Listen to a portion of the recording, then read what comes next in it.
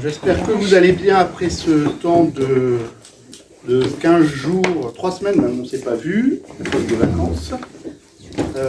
Donc on va aujourd'hui avoir notre rencontre 5, et puis la semaine prochaine, la dernière rencontre, la rencontre 6. Donc aujourd'hui, le thème en est l'Église.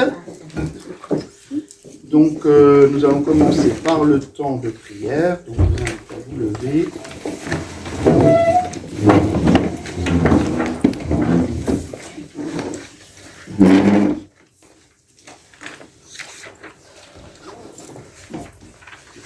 Du Fils et du Saint-Esprit. Amen. Nous sommes le corps du Christ. Chacun de nous est un membre de ce corps. Chacun reçoit la grâce de l'Esprit pour le bien du corps entier. Chacun reçoit la grâce de l'Esprit pour le bien du corps entier. Dieu nous a tous appelés à tenir la même espérance pour former un seul corps baptisé dans l'Esprit. Dieu nous a tous appelés à la même sainteté pour former un seul corps baptisé dans l'Esprit. Nous sommes le corps du Christ. Chacun de nous est un membre de ce corps. Chacun reçoit la grâce de l'Esprit pour le bien du corps entier. Chacun reçoit la grâce de l'Esprit pour le bien du corps entier. Dieu nous a tous appelés des ténèbres à sa lumière pour former un seul corps baptisé dans l'Esprit. Dieu nous a tous appelés à l'amour et au pardon pour former un seul corps baptisé dans l'Esprit. Nous sommes le corps du Christ. Chacun de nous est un membre de ce corps. Chacun reçoit la grâce de l'Esprit pour le bien du corps entier. Chacun reçoit la grâce de l'Esprit pour le bien du corps entier. Dieu nous a tous appelés à la gloire de son royaume pour former un seul corps baptisé dans l'Esprit.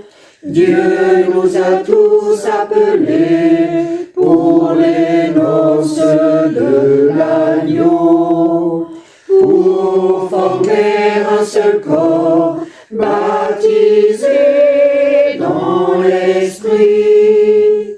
Nous sommes le corps du Christ. Chacun de nous est un membre de ce corps. Chacun reçoit la grâce de l'Esprit pour le bien du corps entier. Chacun reçoit la grâce de l'Esprit pour le bien du corps entier.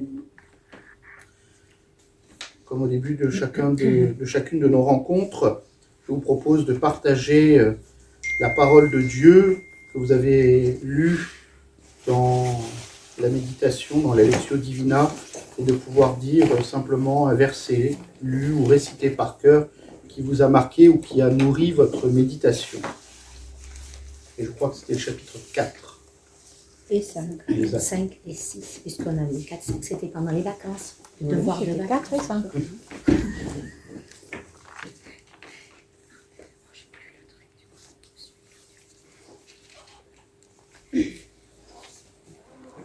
C'est par Jésus-Christ, le Nazaréen, c'est par son nom et par nul autre que cet homme a été guéri. Sur le 4, donc, la multitude de ceux qui étaient devenus croyants avait un seul cœur et une seule âme, et personne ne disait que ses biens lui appartenaient en propre, mais ils avaient tout en commun.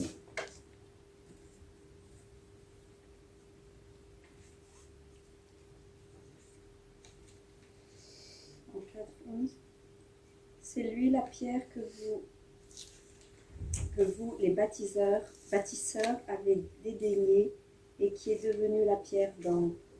Car il n'y a pas sous le ciel d'autre nom donné aux hommes par lequel il nous faille être sauvés. Rempli d'Esprit Saint, Pierre leur dit, c'est par le nom de Jésus-Christ, le Nazoréen, crucifié par vous, ressuscité des morts par Dieu. C'est lui. Ils les rappelèrent donc et leur défendirent de souffler mot et d'enseigner au nom de Jésus. Dans le 5, tous les jours au temple et dans leur maison, sans cesse, ils enseignaient et annonçaient la bonne nouvelle. Le Christ, c'est Jésus. Et dans le 5, ce n'est pas à des hommes que tu as menti, mais à Dieu. Dans le 5, si leur résolution ou leur entreprise vient des hommes, elle tombera. Mais si elle vient de Dieu, vous ne pourrez pas les faire tomber. Ne risquez donc pas de vous trouver en guerre contre Dieu. Dans le 6, la parole de Dieu était féconde. Le nombre des disciples se multipliait fortement à Jérusalem et une grande foule de prêtres juifs parvenait à l'obéissance de la foi. Dans le 5, et chaque jour, au temple et dans les maisons, il ne cessait d'enseigner et d'annoncer la bonne nouvelle du Christ Jésus. Dans le 5, allez au temple, leur dit-il, leur dit le Seigneur. Annoncez-y au peuple toutes les paroles de cette vie. Dociles à cet ordre, dès le point du jour, ils pénétrèrent, ils les apôtres, dans le temple et se mirent à enseigner.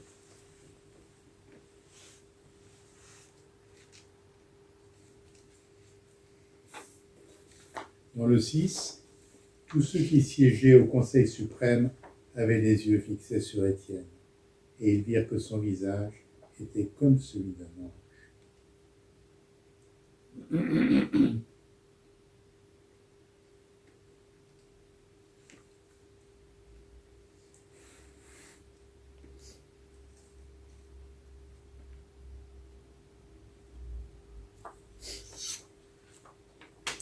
Nous pouvons demander à l'Esprit Saint de venir nous éclairer. Viens, Esprit Créateur, nous visiter. Viens éclairer l'âme de tes fils, emplis nos cœurs de grâce et de lumière, toi qui créas toutes choses avec amour. Mets en nous ta clarté, embrase-nous, en nos cœurs répands l'amour du Père. Viens fortifier nos corps dans leur faiblesse et donne-nous ta vigueur éternelle. Gloire à Dieu, notre Père dans les cieux, gloire au Fils qui monte des enfers, gloire à l'Esprit de force et de sagesse, dans tous les siècles des siècles. Amen. De la première lettre de saint Paul apôtre aux Corinthiens. Frères, vous êtes corps du Christ et chacun pour votre part, vous êtes membre de ce corps. Parmi ceux que Dieu a placés ainsi dans l'Église, il y a premièrement des apôtres, deuxièmement des prophètes, troisièmement ceux qui ont charge d'enseigner.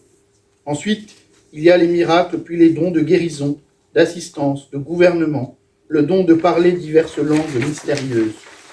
Tout le monde, évidemment, n'est pas apôtre. Tout le monde n'est pas prophète, ni chargé d'enseigner. Tout le monde n'a pas à faire des miracles, à guérir, à dire des paroles mystérieuses ou à les interpréter. Parole du Seigneur. Rendons grâce à Dieu. Maintenant, c'est le temps petit groupe. Je vous invite à tenir compte de ce qui est écrit à la fois sur la partie méditation de la parole et surtout sur la partie partage de la parole. Ce n'est pas de démarrer le débat ou les questions sur la suite, c'est bien à partir du texte de partager chacun ce qu'il nous a dit plus particulièrement. Mais, Nous allons conclure le temps de prière en disant ensemble un Notre Père.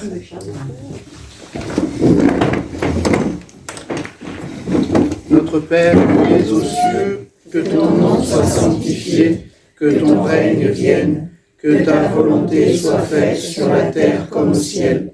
Donne-nous aujourd'hui notre pain de ce jour.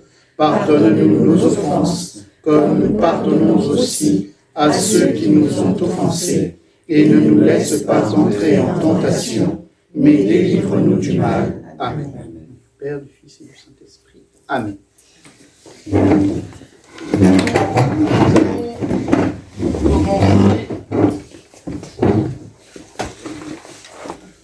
Nous allons commencer notre rencontre sur l'Église. Alors, c'est peut-être sur l'Église, d'abord, si vous avez fait attention, c'est assez long dans le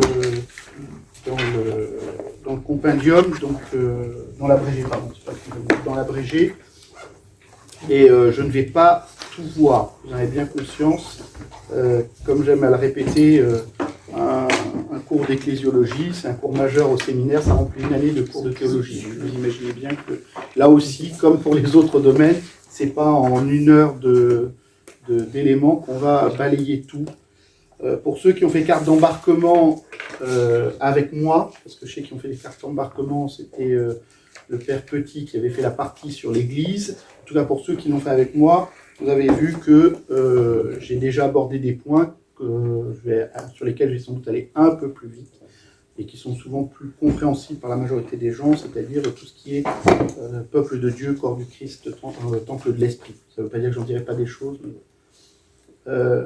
la question aussi sur la question de l'Église, c'est que ça renvoie à une expérience de chacun d'entre nous de la compréhension de ce qu'est l'Église. Alors, entendons-nous bien, quand on va parler d'Église au cours de pratiquement, sauf si je le précise, quand on parlera d'Église, c'est l'Église du Christ. Pourquoi je fais cette mention-là parce que la tentation, souvent, quand on dit l'Église du Christ, c'est de penser à l'Église catholique romaine.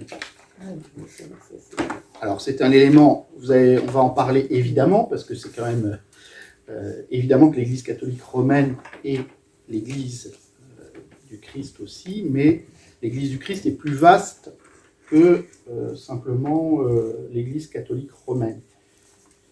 Voilà. On aura l'occasion d'en parler, je ne vais pas rentrer trop dans les détails non plus, ça demanderait, on va parler un peu du dialogue écuménique, un peu du dialogue interreligieux, mais ça va être très très succinct. Ce n'est pas du tout l'objectif aujourd'hui, et d'ailleurs vous verrez que dans le compendium, sauf si vous avez déjà lu, ce sont des choses qui ne sont pas extrêmement développées, vous avez 3-4 lignes à chaque fois, c'est très très rapide, et ça peut être très frustrant, c'est pour ça que je ne peux qu'inviter à renvoyer, à lire le catéchisme en entier.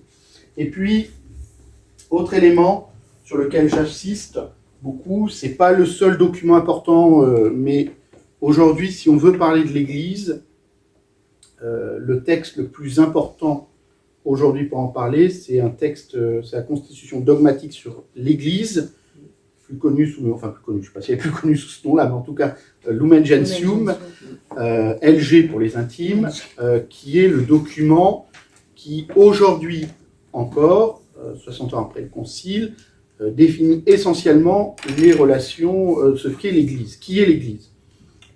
Il faudrait ajouter quelques autres documents qui sont présents aussi dans le Concile. Il y a la question sur l'unité des chrétiens, il y a le texte sur le ministère des évêques, il y a le texte sur la formation des prêtres, mais surtout le texte sur le ministère et la vie des prêtres, qui est aussi présent dans ce document-là. Il y a un document sur la vie consacrée, qui dit aussi beaucoup de choses là-dessus. Et puis, il y a le document sur le dialogue interreligieux.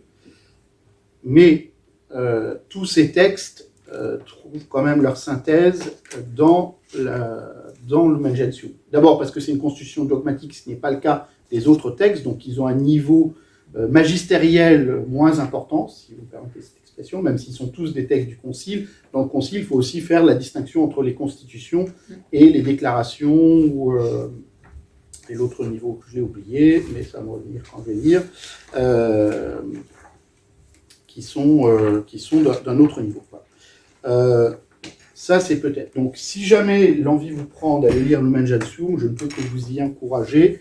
Je vous ai mis d'ailleurs, vous verrez en texte, que des textes de Lumen Gentium. Il me semble que c'est un peu difficile de faire autrement. J'aurais pu vous trouver des textes antérieurs au concile ou des textes des pères de l'Église, et vous n'auriez pas forcément une synthèse ou un ramassé aussi important que sur la vie de l'Église.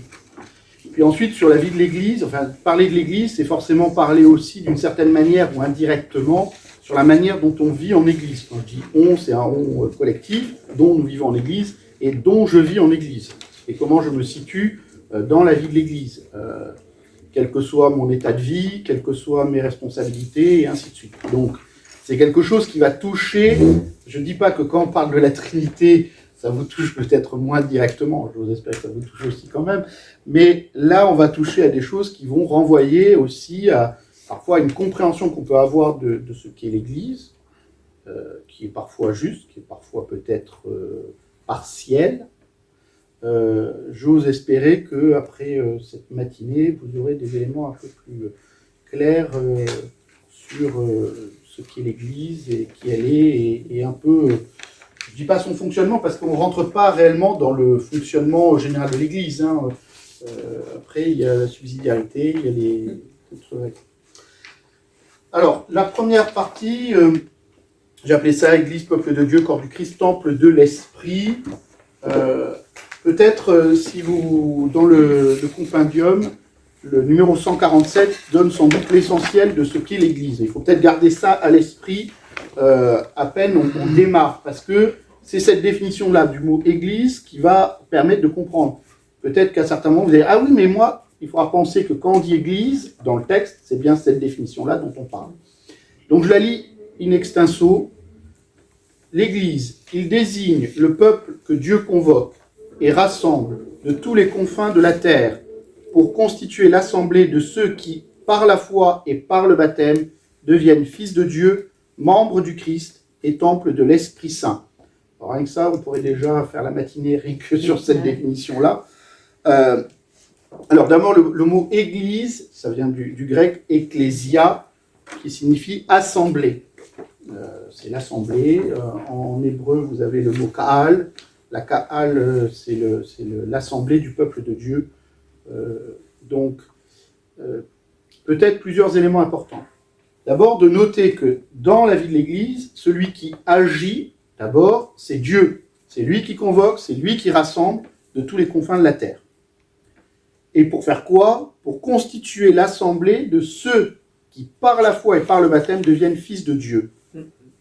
Donc, on est bien dans quelque chose de très défini. J'attire quand même votre attention sur l'ordre des mots.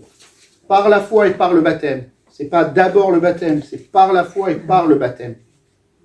Pourquoi? Parce que les catéchumènes, par exemple, par la foi, sont déjà membres d'une certaine part de l'Église, par exemple, pour prendre ce cas-là. Mais le baptême ne suffit pas. Ce qui est initial, c'est d'abord la foi. Et deviennent fils de Dieu. De ceux qui, par la foi et par le baptême, deviennent fils de Dieu. C'est bien les deux, hein. C'est pas juste la foi, c'est pas juste le baptême, c'est par la foi et le baptême. C'est pas un ou. Voilà, c'est bien et. Donc il faut bien tenir le et. Par la foi et par le baptême, deviennent fils de Dieu, et puis ça rajoute derrière, membres du Christ et temple de l'Esprit Saint. Vous allez trouver très très souvent dans tout ce qui concerne l'Église, cette dimension trinitaire qui va être soulignée de multiples fois et de multiples manières. Là, vous voyez bien, fils de Dieu qui renvoie à peuple de Dieu, membre du Christ qui renvoie au corps du Christ, et temple de l'Esprit Saint qui renvoie au temple de l'Esprit Saint qui est l'Église. Mais l'Église est temple de l'Esprit Saint, et chacun d'entre nous, nous sommes temple de l'Esprit Saint aussi, chacun à notre place. Voilà, ça c'est peut-être, si vous devez retenir quelque chose de vraiment important, c'est ça. La convocation de Dieu. C'est Dieu qui appelle. On le dit dans le baptême. C'est toi qui choisis les baptisés, c'est toi qui les appelles. Il y a vraiment cette dimension-là. C'est pas nous qui décidons de nous convoquer à la messe, pas nous que, par exemple, pour la messe, c'est pas nous qui venons. Alors oui, il y a adhésion, mais celui qui nous convoque, c'est l'évangile d'aujourd'hui. Je ne sais pas si certains ont lu déjà l'évangile de ce jour, la messe peut-être pas encore, mais l'évangile de ce jour, c'est le festin auquel les invités viennent ou ne viennent pas. Mais celui qui invite, c'est le maître. Et alors les invités ne viennent pas et donc le maître invite plus largement. Mais c'est bien une convocation. À la messe, nous sommes convoqués par Dieu et c'est lui qui nous rassemble, c'est lui qui nous unit, enfin, et ainsi de suite. Et puis, cette assemblée, elle n'est pas une assemblée hétéroclite, elle est bien une assemblée de ceux qui, par la foi et par le baptême, deviennent fils de Dieu. Ce qui montre bien que par le baptême, on devient fils de Dieu, mais on continue de le devenir. Voilà, c'est peut-être l'élément le plus important. Et n'oubliez jamais, quand on parlera dans la suite du mot Église, j'insiste là-dessus, sur cet aspect-là. Sur les autres noms et images qui désignent l'Église, je ne vais vraiment pas m'arrêter longtemps là-dessus, vous en connaissez certains. Il y a l'idée du Christ comme tête, alors ça on y reviendra parce que quand on parlera du corps, mais il y a aussi la bergerie, le troupeau, la brebis, le champ, l'olivier, la vigne, la demeure, la pierre, le temple, l'épouse, la mère, la famille. Enfin, vous avez des tas d'images. Si vous vraiment voulez aller les regarder de manière un peu plus précise, vous avez les références du catéchisme qui vont présenter avec des références bibliques. Je ne vais pas m'attarder là-dessus. Évidemment, c'est intéressant, hein, c'est des images. La vigne du Seigneur, bah, c'est le peuple de Dieu, hein, c'est ça. Vous l'avez dans l'Ancien Testament, mais vous l'avez aussi dans le Nouveau, et ainsi de suite. Voilà. Mais je ne vais pas m'attarder plus que ça sur ce point-là. Ensuite, le commencement et l'achèvement de l'Église. Alors ça, j'avais déjà abordé cette question rapidement, je crois, avec le Christ. Il ne faut jamais oublier que le commencement et l'achèvement de l'Église, c'est le dessein éternel de Dieu. C'est bien d'abord en Dieu que tout cela se trouve. Après, il y a toute la préparation de l'Ancien Testament. Tout l'Ancien Testament prépare à cette venue de l'Église par la question de l'élection, par la question du rassemblement du peuple parmi toutes les nations. Vous avez ça chez des prophètes, vous le trouvez à de multiples reprises. Puis ensuite, vous avez tout le ministère public de Jésus, sa naissance, évidemment, qui est une manifestation. Puis ensuite, tout le ministère avec les paroles, les actions qu'il accomplit. Tout cela prépare à la constitution de l'Église. Mais le lieu vraiment source, c'est la mort et la résurrection du Christ. Comme on dit quelquefois, c'est du côté ouvert du Christ que jaillit l'Église. Et puis vous voyez qu'on prend l'image de l'époux, bah, c'est un peu du côté du Christ, vous savez, comme avec Adam et Ève, du côté d'Adam que Dieu va former Ève, qui est la femme. Ben, de la même manière, du côté du Christ, qui est le nouvel Adam, sort la nouvelle Ève, qui est l'Église elle-même. Il est tiré de... Voilà. Vous avez peut-être entendu récemment le pape François qui a insisté sur la dimension féminine de l'Église. Voilà. Bon, d'abord, c'est féminin déjà, mais pas simplement. Elle est souvent parlée comme mère, comme éducatrice des peuples, ou ainsi de suite. Donc, elle porte beaucoup. Elle est l'épouse du Christ. Je reviendrai peut-être moins longtemps tout à l'heure sur cet aspect-là. Voilà. Donc, c'est cette idée, c'est dans la mort et la résurrection du Christ que naît l'Église. Et puis, dans la Pentecôte, où se manifeste de la manière la première, la plus visible, même si avant la Pentecôte, ne serait-ce que les disciples qui prient au Cénacle, bah, c'est la vie de l'Église qui démarre déjà là, dans l'attente de la venue de l'Esprit Saint. Et puis son achèvement, c'est à la fin des temps.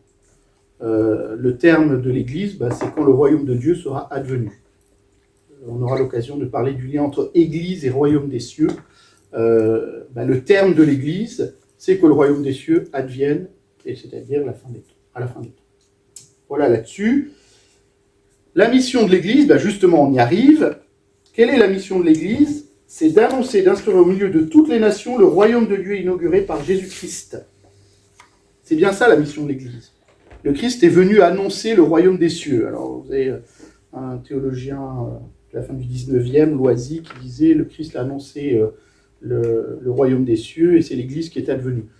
Alors on ne sait pas trop, enfin si dans cette propos c'était plutôt négatif. Mais en fin de compte, c'est pas totalement faux. Le Christ annonce le royaume des cieux et l'Église est là. Elle annonce le royaume des cieux et elle participe à la construction de ce royaume des cieux, qui ne se limite pas à elle, c'est-à-dire elle, l'Église. Ce royaume des cieux, il grandit chaque fois que dans le monde, bah, quelqu'un va participer à cette œuvre de Dieu par la charité, par le souci des plus pauvres, ainsi de suite. Et c'est pas limité à la vie de l'Église, c'est au-delà. Mais l'Église a pour mission d'annoncer, d'instaurer ce royaume des cieux. Et le texte nous dit dont elle constitue le germe et le commencement de ce royaume. C'est-à-dire le Christ lui-même a confié à l'Église cette mission d'annoncer le royaume des cieux, ce que fait le Christ. Quand on voit le Christ au début de son ministère public, convertissez-vous car le royaume des cieux est proche. Donc c'est bien là la mission de l'Église elle-même. On verra qu'elle peut prendre des formes diverses et que ça sera l'annonce de l'Évangile, la bonne nouvelle aussi, mais voilà. Ensuite, l'Église comme mystère. L'Église est mystère parce qu'elle accomplit une réalité spirituelle invisible de manière visible. Un peu comme, on va arriver sur la question du sacrement, comme dans le sacrement manifeste à travers des signes extérieurs et des paroles une réalité invisible. Quand on parle du baptême, par exemple, par le baptême, on reçoit la grâce de Dieu. Cette grâce de Dieu va se manifester par l'eau qui est versée sur le front, ou par l'enfant, par l'adulte qui est plongé dans l'eau du baptême, et par les paroles, je te baptise au nom du Père, du Fils et du Saint-Esprit. Mais dans le sacrement, le fait de devenir fils de Dieu, le fait de recevoir la grâce, le fait de recevoir la foi, le fait de recevoir tous les dons qui sont donnés le jour du baptême, c'est pas visible extérieurement. En revanche, la réalité sacramentelle vient nous manifester à travers des éléments extérieurs tangibles, justement, cette action invisible. L'Église elle-même, à travers sa présence et à travers son action, est un mystère, le mystère de l'Église, parce qu'elle manifeste des réalités invisibles et spirituelles de manière visible et concrète.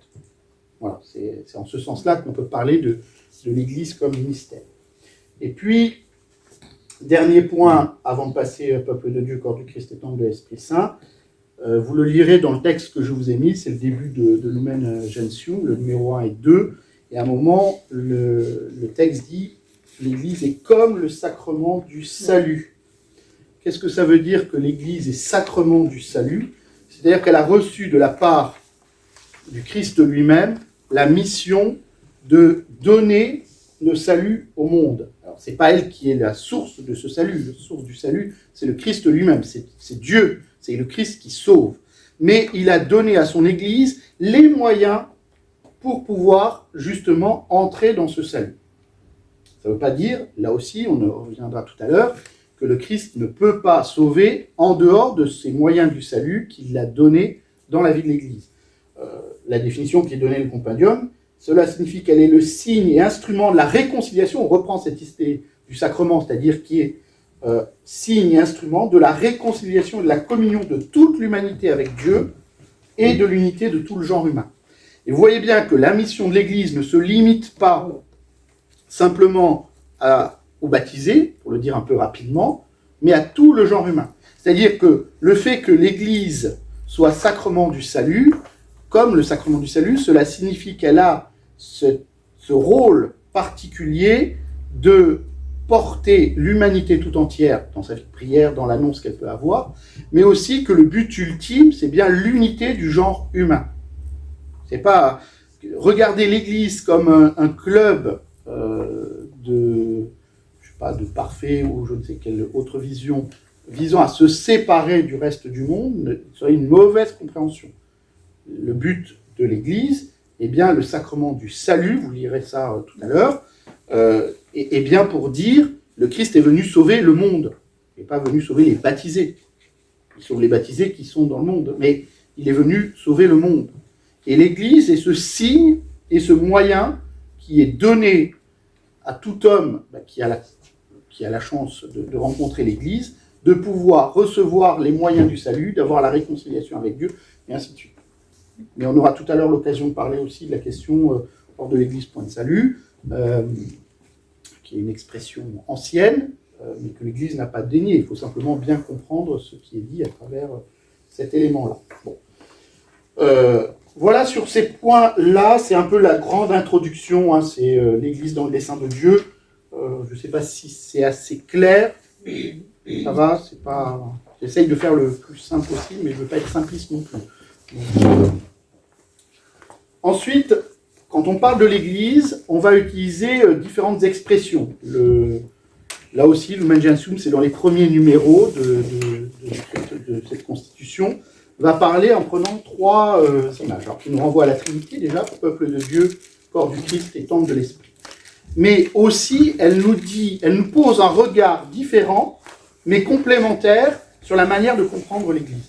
Quand on dit que l'Église est un mystère, c'est aussi de dire que l'Église est une réalité qui nous dépasse, qu'on n'aura jamais fini de comprendre, et d'une certaine manière, je mets beaucoup de guillemets, mais d'une certaine manière, comme pour parler de Dieu et de la Trinité, on est obligé de faire appel à des images pour essayer de dire qui est Dieu, tout en ayant conscience de la valeur limitée des mots qu'on peut poser.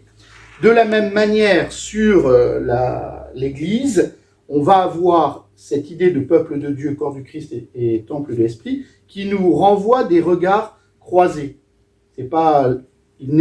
L'Église n'est pas que peuple de Dieu, elle n'est pas que corps du Christ, elle n'est pas que temple de l'Esprit, elle est les trois à la fois. Qu'est-ce qui nous est dit à travers chacune de ces réalités ? Peuple de Dieu, ça renvoie justement à chaque individu. Le peuple renvoie sur l'idée de chacun est appelé par Dieu, ça renvoie à cet appel au salut et au fait que c'est rassemblé dans l'unité. Le peuple de Dieu, on ne dit pas des peuples de Dieu, c'est le peuple de Dieu. Ce qui montre bien, il y a un peuple de Dieu, de ceux qui sont appelés, comme on le disait tout à l'heure, convoqués et assemblés par Dieu. Et cette unité trouve sa source en l'unité même de Dieu, qui est Père, Fils et Saint-Esprit. Et donc, les caractéristiques de ce peuple de Dieu, dont on devient membre par la foi et par le baptême, on reprend l'expression, elle a pour Dieu Père, elle a pour origine, Dieu le Père, pour chef Jésus-Christ, et pour condition la dignité et la liberté du Fils de Dieu, pour loi le commandement nouveau de l'amour, pour mission d'être le sel de la terre et la lumière du monde, pour fin le royaume de Dieu déjà commencé sur la terre. Vous voyez, donc l'idée de ce peuple de Dieu, c'est l'idée de regarder aussi la totalité des individus. Vous voyez bien que quand on parle de peuple de Dieu, on ne fait pas de distinction entre les membres. On parle bien du peuple de Dieu et on ne fait pas... Voilà. Chacun est membre de ce peuple par les conditions qui sont données ici. Et puis, le peuple de Dieu, mais ça on aura l'occasion de le développer peut-être plus longtemps tout à l'heure, participe aux trois fonctions du Christ, fonction sacerdotale, fonction prophétique et royale, que l'on trouve lors du baptême. Lors du baptême, au moment de la chrismation, au moment où les nouveaux baptisés reçoivent le Saint-Crème, il est dit « Pour que tu demeures éternellement prêtre, prophète et roi ». Et c'est bien qui est le seul prêtre, qui est le seul prophète, qui est le seul roi, c'est le Christ. C'est par participation au sacerdoce du Christ, c'est par participation à la royauté du Christ, et c'est par participation à la prophétie ou à la dimension prophétique du Christ. Donc, par le baptême, nous sommes justement ce peuple consacré par l'Esprit Saint dans la fonction sacerdotale pour offrir des sacrifices spirituels. Mais on aura l'occasion d'en parler. Il participe à la fonction prophétique en annonçant la bonne nouvelle. Parce que il a une profonde intelligence et il devient témoin de cette foi. Et puis la dimension royale, qui est le service, la dimension royale du Christ, c'est bien le service. Celui qui veut être le plus grand parmi vous, qui se fasse le serviteur de tous. Et c'est bien dans cette dimension-là. La dimension maintenant du corps du Christ, elle renvoie plutôt à la structuration du peuple de Dieu. C'est-à-dire, et c'est un peu le texte qu'on a lu, mais je vous en ai donné qu'un court passage de ce chapitre 12 de la première lettre aux Corinthiens, qui est assez long, mais que vous connaissez, le pied ne peut pas dire à la main, et ainsi de suite. Elle nous parle de l'organisation. De la même manière qu'un corps est organisé, il y a une tête, il y a des membres, il y a des organes, enfin, qui sont dans une complémentarité. Et Paul le rajoute d'ailleurs, il dit il n'y a pas de... Chacun a sa place et chacun a son rôle. Il s'agit de le regarder ainsi. Donc, puis il renvoie aussi le fait du corps du Christ, renvoie aussi au corps du Christ mort et ressuscité, renvoie aussi au corps du Christ dans l'Eucharistie. Vous voyez, il y a tous ces éléments qui viennent se superposer les uns aux autres, c'est-à-dire le corps du Christ est celui du corps du ressuscité, de celui qui est dans la vie nouvelle. Il est aussi le corps eucharistique, c'est-à-dire de celui qui s'offre et qui se donne à nous.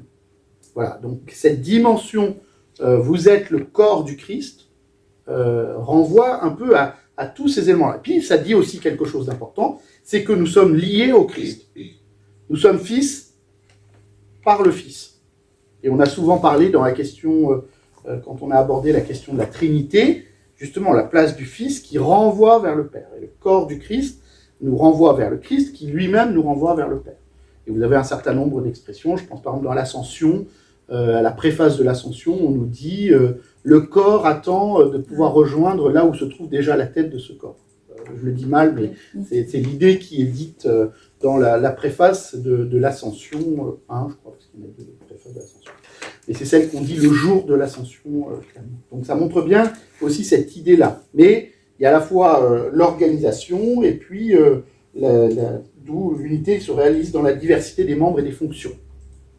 Bon, on aura l'occasion d'en reparler dans le troisième temps, quand on parlera des fidèles laïcs, de la hiérarchie, et ainsi de suite. Ensuite, la tête du corps, on l'a déjà dit, c'est le Christ lui-même. Et puis, il y a l'idée de ce qu'on appelle le Christ total, Christus totus, comme le dit saint Thomas d'Aquin, où il dit, et saint Augustin, qui parle du Christ total. Quand il parle du Christ total, il parle du Christ tête et corps du Christ. C'est les deux. Et par exemple, il va souvent utiliser cette expression en parlant, par exemple, certains pouvaient se dire, mais quand Jésus disait les psaumes, il y a certains psaumes qui sont des psaumes de pénitence, par exemple. En quoi le Christ doit-il demander pénitence à Dieu à travers ce chant du psaume? Par exemple, je prends le psaume 50. Et c'est là où saint Augustin dit, mais c'est le Christ total, c'est-à-dire c'est l'Église tout entière déjà qui prie, pardon. Et c'est ce Christ total, le Christ portant l'humanité elle-même. C'est-à-dire il présente à Dieu la prière même de l'Église, de tous les fidèles. Et c'est en ce sens-là où il dit c'est le Christ total, corps et tête, qui présente à son Père la prière. Sur l'épouse du Christ, j'en ai parlé vite fait tout à l'heure, je ne vais pas m'étendre. Vous avez deux lieux, vous avez vous avez l'idée de l'époux, quand l'époux est là, l'ami se réjouit que l'époux trouve l'épousée, ou le Christ lui-même qui se présente comme l'époux. Puis vous avez dans la lettre aux Éphésiens, qu'on lisait la semaine dernière, cette image où il va parler, saint Paul, la question en relation homme-femme. Vous savez, ce fameux texte qui parfois, que je ne vais pas développer là, qui parle femmes, soyez soumises à vos maris, et vous, hommes, aimez vos femmes, qui, en réalité, si on regarde bien le texte, ne renvoie pas d'abord à la question matrimoniale, mais renvoie à la question de la relation du Christ à l'Église. Et ce que dit saint Paul, à travers ce texte, qui souvent est mal interprété parce qu'il est lu trop vite, c'est que le modèle du mariage doit se trouver dans le modèle qui est la relation du Christ à son Église. C'est-à-dire de l'époux et de l'épouse. Voilà. Et c'est pas l'inverse.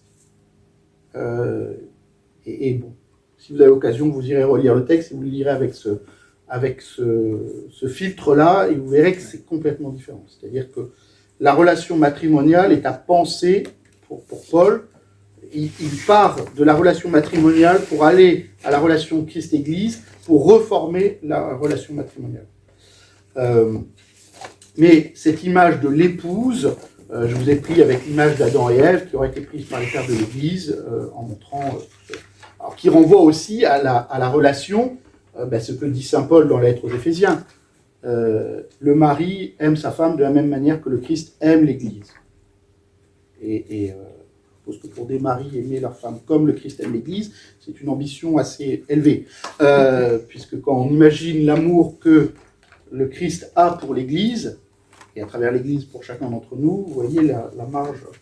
Donc je pense que la partie masculine est plus compliquée que la partie féminine. Voilà. Mais du coup, c'est là où il faut regarder. Et puis, temple de l'Esprit Saint, c'est l'Église tout entière qui est appelée à être habitée par l'Esprit Saint, c'est la fête de la Pentecôte. Et chacun d'entre nous a porté aussi l'Esprit Saint, réside dans le corps qui est l'Église, dans sa tête et dans ses membres. Il édifie l'Église dans la charité par la parole de Dieu. Je vous renvoie à tout ce qu'on a pu dire sur l'inspiration des Écritures et l'interprétation des Écritures avec l'Esprit Saint. Les sacrements, j'en ai parlé vite fait la dernière fois quand j'ai parlé de l'Esprit Saint, les vertus et les charismes. Et puis enfin, dernier point, les charismes, parce qu'on parle beaucoup des charismes aujourd'hui. Alors évidemment, on ne parle pas des charismes des personnes charismatiques, ainsi de suite, charismatiques qui ont des charismes. Les charismes sont les dons particuliers de l'Esprit Saint impartis aux personnes pour le bien des hommes, pour les nécessités du monde et spécialement pour l'édification de l'Église. C'est au magistère de l'Église qu'il revient de les discerner. C'est toujours... donc les charismes, ce n'est pas quelque chose pour soi. C'est un don pour les autres, pour les hommes et pour l'Église. Et dans l'Église, en tout cas, les charismes doivent être discernés, alors on dit par le magistère, et aussi par l'autorité ecclésiastique. C'est pas, j'arrive, ah mais moi j'ai reçu le charisme de. Oui, peut-être, peut-être pas. Ça se discerne, voilà.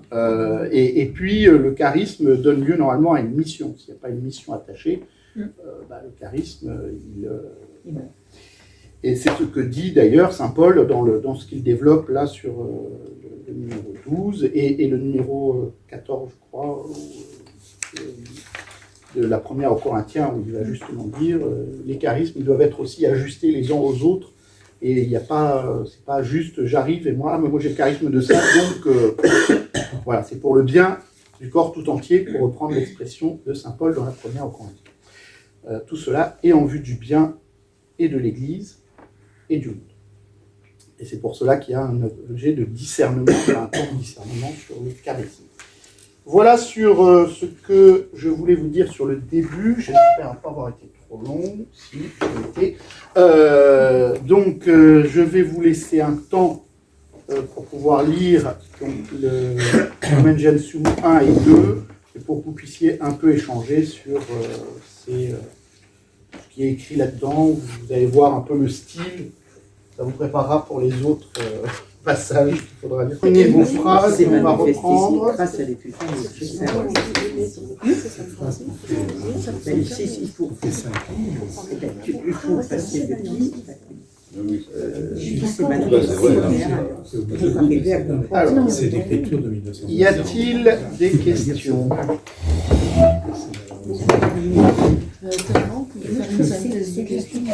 Synthèse de questions. C'est difficile. Il y en a tellement. C'est très actuel. Très bien, je passe à la suite. Il n'y a pas de questions directes. Pardon. Du coup, Jean-Simon me laisse la parole.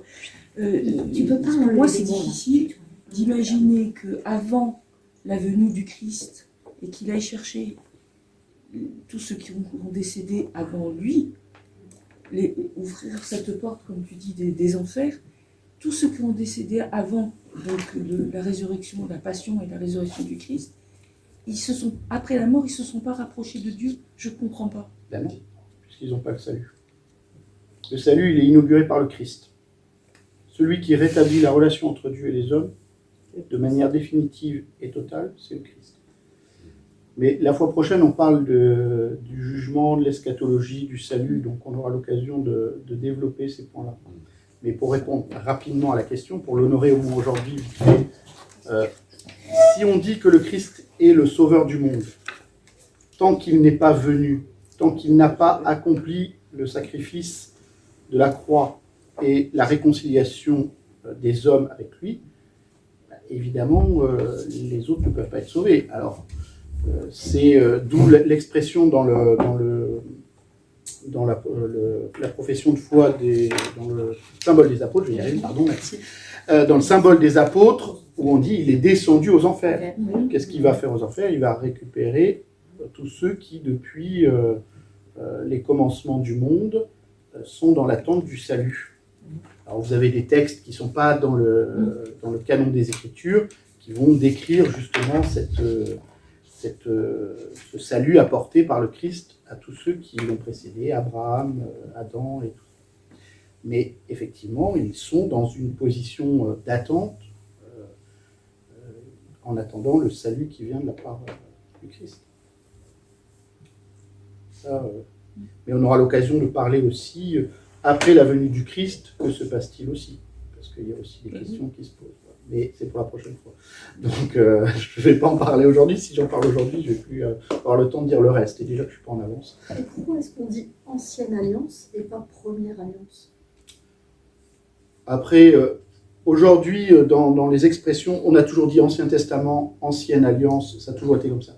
Aujourd'hui, il y a une sorte de tendance qui est de dire Première Alliance parce que dans le langage courant, ancien prend une dimension un peu péjorative. Mais dans le passé, le mot ancien n'est pas quelque chose de péjoratif. Donc c'est pour ça. Elle est ancienne et elle est première aussi, évidemment. Mais moi, je considère qu'il faut quand même... Si on parle de Nouveau Testament, il vaut mieux parler d'Ancien Testament. Mais vous savez, c'est comme les histoires des Basses-Alpes et des Hautes-Alpes. Ce n'est pas Basses-Alpes parce que c'est moins bien. Je ne me suis jamais posé la question d'Ancien Testament et Nouveau, sauf quand j'ai déjeuné avec des collègues juifs de mon mari, qui ont été un peu... et qui m'ont un peu rectifié sur ce que moi j'appelle ancien, enfin ça les a un peu... Oui, mais alors, parce que c'est un changement de compréhension actuel. Par exemple, si vous prenez les apologétiques, donc c'est-à-dire ces premiers chrétiens du IIe siècle, qui doivent justifier que la foi chrétienne n'est pas quelque chose de nouveau, mais quelque chose d'ancien, parce que ce qui donne de la crédibilité sous l'Empire romain, c'est d'avoir de l'ancienneté et pas du nouveau. Dans notre société actuelle, c'est ce qui est nouveau qui est formidable. Enfin, paraît-il. Mais à l'époque latine, il fallait justifier qu'on est ancien. Et c'est d'ailleurs pour ça que les premiers chrétiens, je pense à Saint Justin en particulier, va dire, mais nous, on est plus anciens que Rome, parce qu'on remonte par Moïse, par Abraham, bien avant la fondation de Rome. Donc le mot ancien, après je peux comprendre que ça... parce que ancien, ça peut donner aussi périmé. Après, c'est toute la question de l'interprétation qu'on fait du mot. Pour nous, vous l'avez entendu, quand on avait parlé de la Révélation, pareil d'Ancien Testament, on ne parle pas de quelque chose qui est périmé. C'est quelque chose qui est transcendé par la révélation du Christ lui-même. Mais c'est pas, et c'est d'ailleurs toute la volonté de l'Église de garder justement ce patrimoine de l'Ancienne Alliance contre quelqu'un comme Marcion qui était parmi les premières générations de chrétiens qui disait mais en fin de compte on n'a plus besoin de l'Ancien Testament, on peut le bazarder, on a le Christ, c'est bon, merci, au revoir. Puis Marcion il allait même plus loin, il fallait garder que les évangiles et les épîtres de Paul, allez, le reste tout ça dégagé. Bon, donc l'Église a toujours défendu. Après, dire ancien, première, on peut donner tous les noms qu'on veut, c'est la réalité qui est derrière. Voilà, ce que je dis, c'est que dans le passé, de parler d'ancienne alliance n'a jamais été quelque chose de péjoratif. Et puis après, il y a toujours les balancements ancien, nouveau, ancien Adam, nouvel Adam, premier Adam, nouvel Adam. Enfin, après, on peut toujours discuter, mais c'est depuis 2000 ans, l'Église, quand elle parle de la première partie de la Bible, elle parle d'Ancien Testament. Mais lorsqu'on parle de première alliance, on ne peut pas penser que c'est la première alliance au niveau de la création, avant le péché originel. Mais il y a plusieurs alliances. Oui, c'est ça. Mais il y a plusieurs alliances dans l'Ancien Testament, il n'y en a pas qu'une. Oui, c'est ça. Il y a l'alliance de la création, il y a l'alliance abrahamique, il y a l'alliance mosaïque, et il y a l'annonce de la nouvelle alliance par les prophètes. Voilà. Bon. Mais c'est souvent le problème du langage qui change, ou la compréhension du langage qui change avec le temps, ou la compréhension, pas que du langage, mais même de la société, de la compréhension qu'elle a. Aujourd'hui, vous proposez à vos enfants, aux petits-enfants, un truc qui a 3 ans d'ancienneté, ça n'a aucun intérêt, c'est vieux. Oui. Alors, l'Église une, sainte, catholique et apostolique, c'est ce qu'on appelle les notes de l'Église, c'est comme ça qu'on les appelle régulièrement, que vous trouvez dans le symbole de Nicée-Constantinople, je prends l'Église une, sainte, catholique et apostolique. Alors, d'abord, une. L'Église est une, alors, je redis ce que j'ai dit tout à l'heure, l'Église du Christ, c'est l'Église du Christ, est une, parce qu'elle trouve son unité en qui? En Dieu lui-même, qui est un. L'unité de l'Église trouve sa source en l'unité même de Dieu, mais de Dieu qui est Trinité aussi. Donc voilà. Parce qu'elle est à l'origine et comme modèle l'unité d'un seul Dieu dans la Trinité des personnes.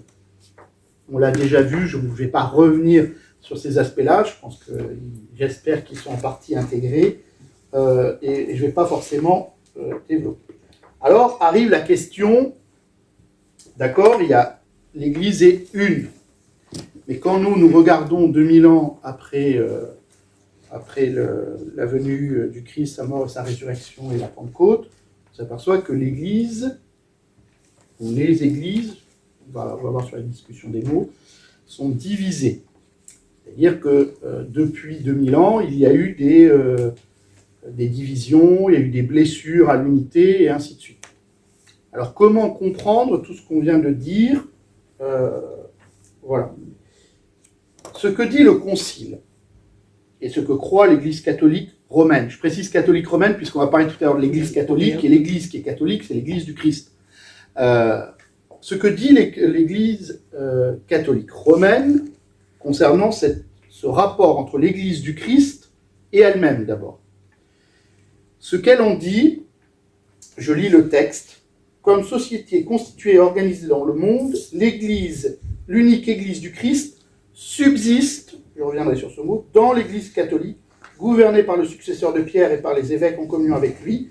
C'est seulement par elle que l'on peut atteindre la plénitude des moyens du salut, car le Seigneur a confié tous les biens de la nouvelle alliance au seul collège apostolique, dont la tête est Pierre. Ce que dit le Concile, il ne dit pas qu'il y a une identification stricte entre l'Église du Christ et l'Église catholique romaine. Il y a une superposition des deux. En revanche, ce qu'il dit le Concile, il dit l'Église catholique subsiste. Alors là, quand il parle de l'Église catholique, il faut comprendre l'Église catholique romaine dans le texte. Hein, c'est bien ça. L'Église du Christ subsiste dans l'Église catholique. Si vous avez fait dans votre enfance en maths, c'était au primaire, je crois qu'on faisait ce genre de trucs, les ensembles.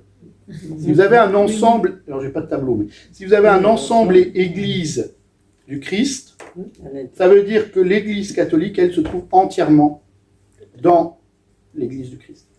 Ça ne veut pas dire pour autant qu'il y a une identification stricte entre l'Église du Christ et l'Église catholique. Et pourquoi l'Église catholique romaine dit qu'elle subsiste entièrement? C'est le mot subsistit in qui a donné lieu à beaucoup de débats au Concile pour savoir comment le dire. Il faut imaginer que quelques siècles avant, on ne disait pas du tout ça. On disait que l'Église du Christ et l'Église catholique romaine, c'était la même chose. Ou quasiment. Pourquoi? Parce qu'elle considère que la structure même de l'Église du Christ, c'est une Église qui est avec le successeur de Pierre et les évêques en communion avec lui. Ça, c'est un élément important. Et même s'il ne rentre pas dans le détail, les moyens du salut, c'est-à-dire essentiellement les sacrements, qui ont été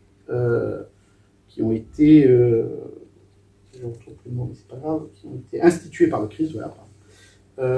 Car le Seigneur a confié tous les biens de la nouvelle alliance au seul collège apostolique dont la tête est Pierre. En gros, ce que dit le texte du Concile, enfin là, c'est pas le texte du Concile, mais le compendium, c'est que l'Église a été confiée à Pierre et aux apôtres, d'après la révélation. Et que l'Église catholique romaine a gardé ces éléments-là et a gardé les sacrements institués par le Christ lui-même. Et que, à ce titre-là, l'Église catholique romaine subsiste entièrement dans l'Église du Christ. Du coup, on bascule sur la question des autres confessions chrétiennes, ce qu'on appelle les chrétiens non catholiques. Et là, vous allez avoir une distinction. Dans les églises et communautés ecclésiales qui se sont séparées de la pleine communion de l'Église catholique, se rencontrent de nombreux éléments de sanctification et de vérité. C'est-à-dire, on ne dit pas que chez les autres, il n'y a rien de l'Église du Christ. Ce n'est pas du tout ça. Tous ces éléments de bien proviennent du Christ et tendent vers l'unité catholique. Quand vous entendez l'unité catholique, ce n'est pas l'unité de l'Église romaine catholique. L'Église catholique, on va parler tout à l'heure de catholique. L'unité catholique. Les membres de ces églises et communautés sont incorporés au Christ par le baptême. Nous les reconnaissons donc comme des frères. Mais le Concile ne va pas s'amuser à dire oui, il y a plus ou moins, ou ainsi de suite. Elle ne rentre pas dans le débat. Le Concile ne rentre pas dans le débat. Il dit simplement, il y a effectivement des éléments de vérité, de salut qui sont présents dans les autres confessions chrétiennes. Et vous remarquerez que vous avez deux distinctions que quelquefois on ne prend pas toujours. Église et communauté ecclésiale. Pourquoi on fait une distinction? Église, c'est celles qui ont une structuration hiérarchique avec le collège des évêques. Par exemple, on parlera pour les orthodoxes d'église, parce qu'ils ont la structuration apostolique.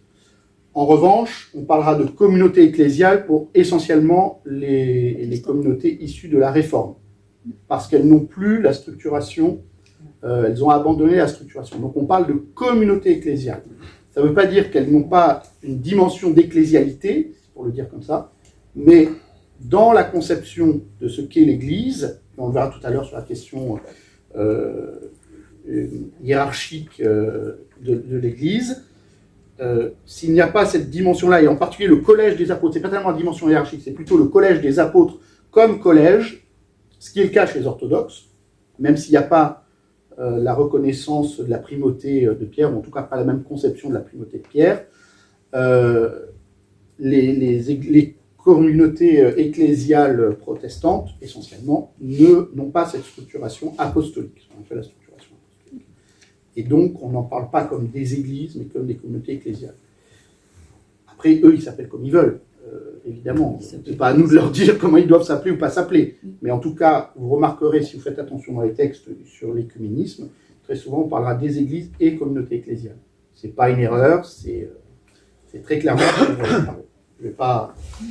Comment s'engage l'unité des chrétiens ? Le désir de rétablir l'union entre tous les chrétiens est un don du Christ, un appel de l'Esprit Saint qui concerne toute l'Église. Il s'accomplit par la conversion du cœur, la prière, la connaissance fraternelle réciproque, le dialogue théologique. Pour regarder sur ce dialogue écuménique, alors vous avez Unitatis Retanegratio, pardon, c'est difficile à dire, vous avez dans le concile, et puis vous avez surtout je ne sais plus si c'est une lettre apostolique ou une encyclique du pape Jean-Paul II, Ut sit unum, qu'il soit un, qui est un document sur l'unité des chrétiens plus particulier.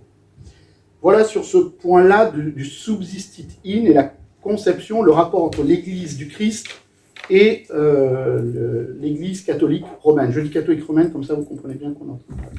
Et je ne précise pas suivant les rites, parce que vous avez les rites latins, vous avez des rites à l'intérieur, c'est bien l'Église catholique romaine, donc tous ceux qui ont un fonctionnement de collégialité apostolique et la reconnaissance de la primauté de Pierre, c'est-à-dire du pape, dans l'exercice de la charité, mais on aura l'occasion d'en parler tout à l'heure sur l'aspect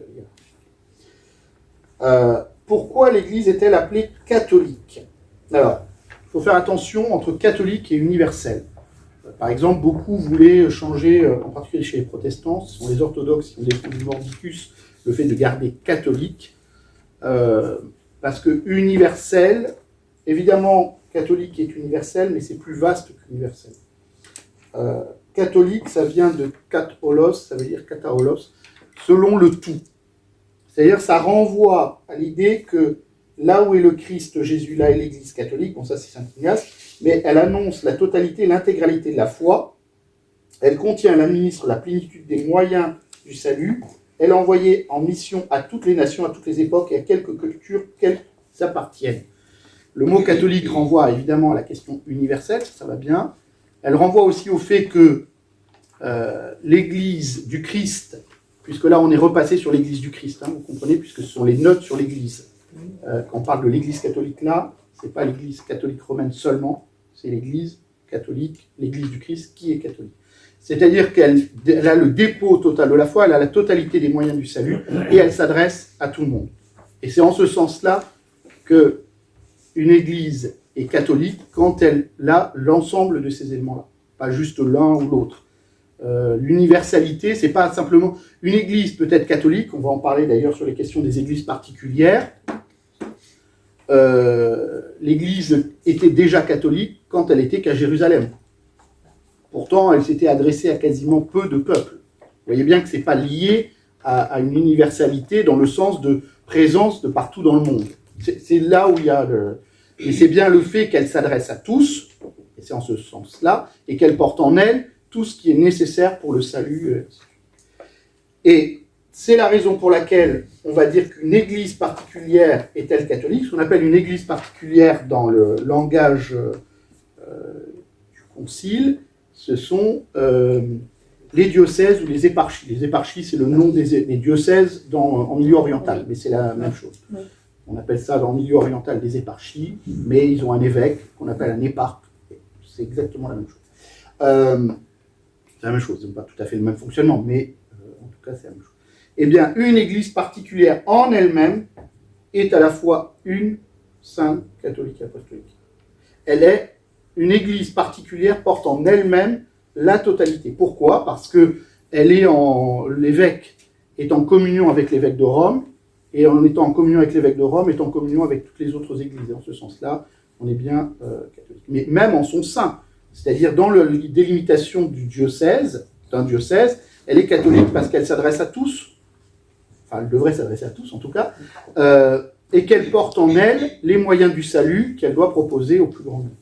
Donc un diocèse en lui-même, ce qui n'est pas le cas d'une paroisse.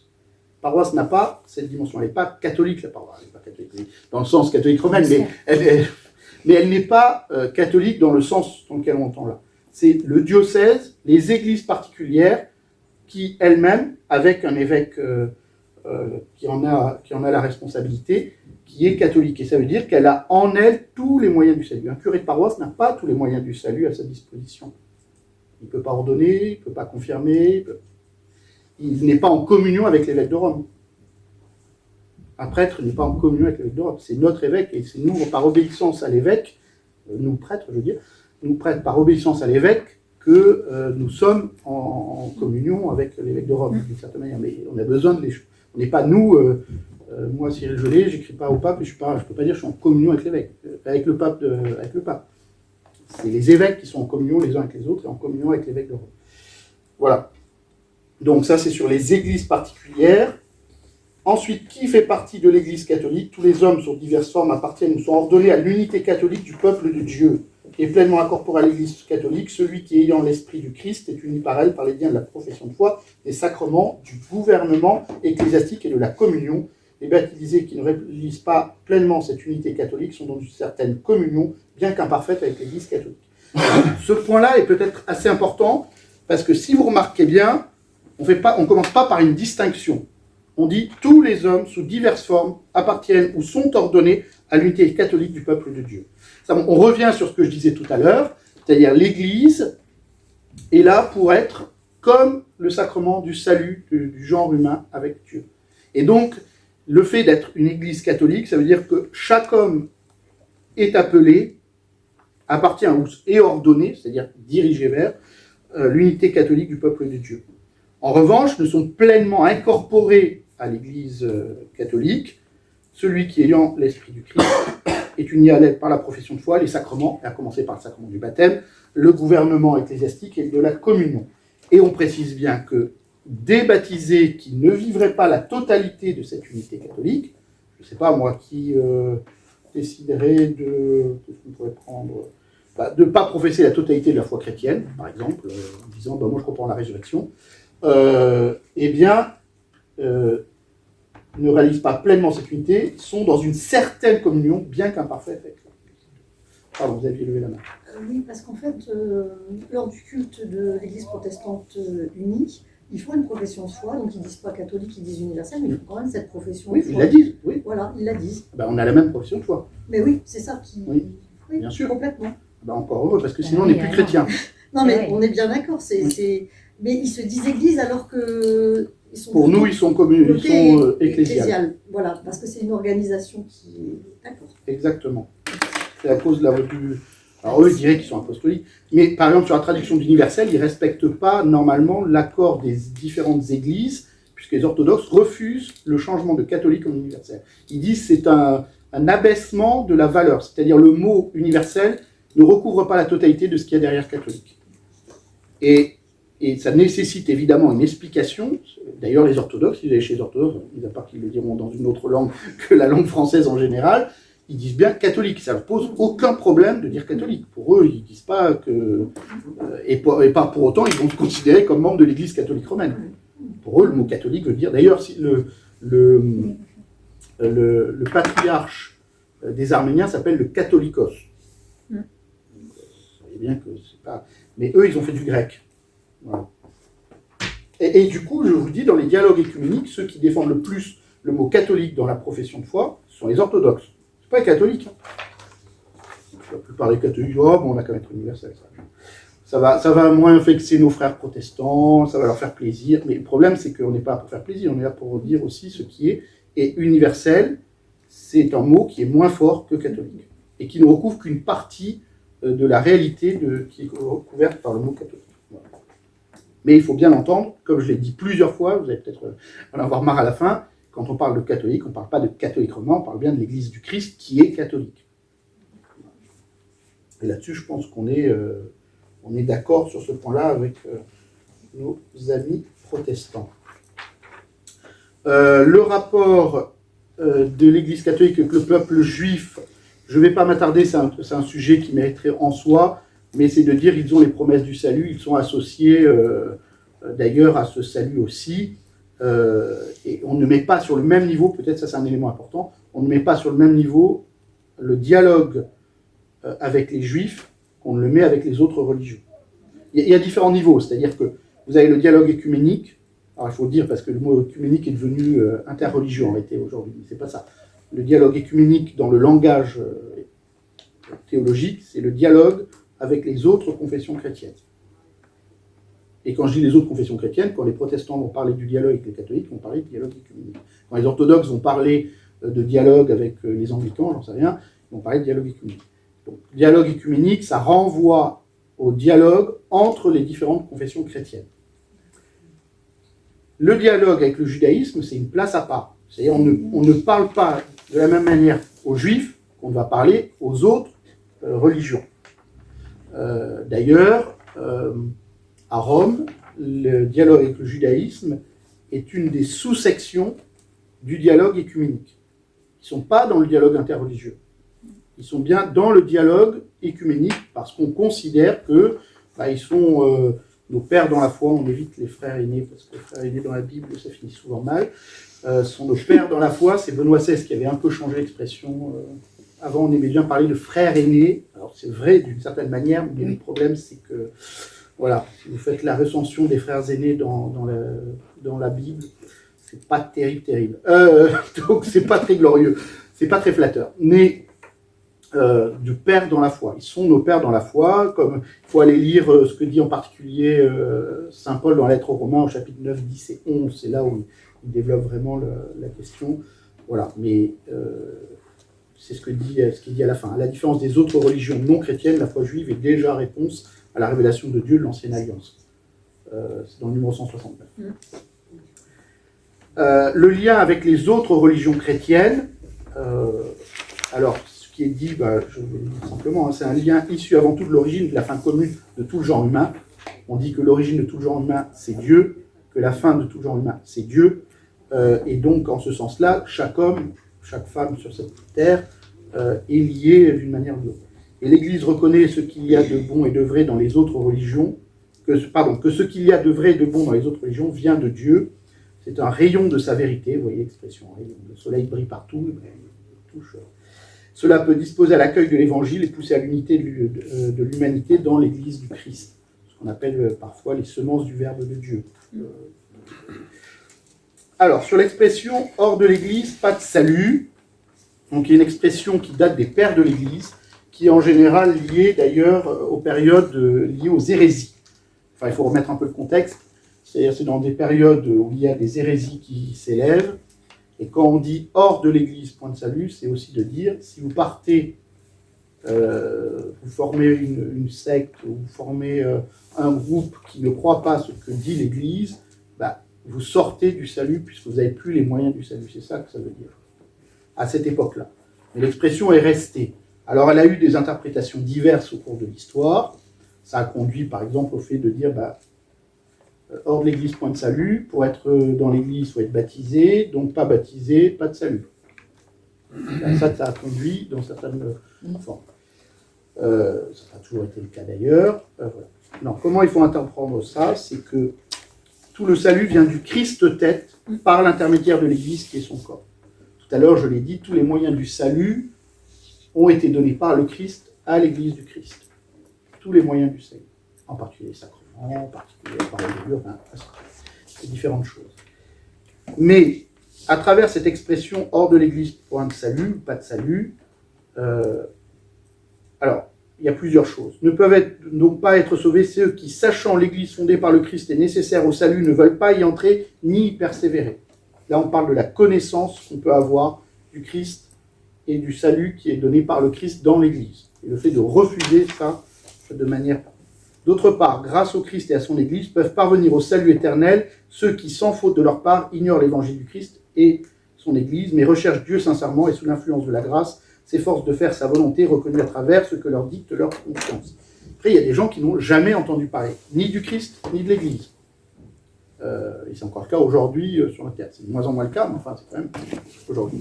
On ne peut pas reprocher à ces gens-là de ne pas adhérer au Christ et de participer à la vie de l'Église, puisqu'ils n'en ont jamais entendu parler.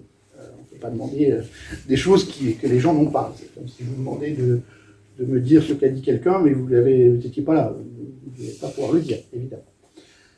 Ce qui est dit à travers cette expression, c'est aussi de dire que si Dieu sauve, il sauve par l'Église. Mais vous avez bien entendu, c'est l'Église totale, Christ, tête et corps du Christ.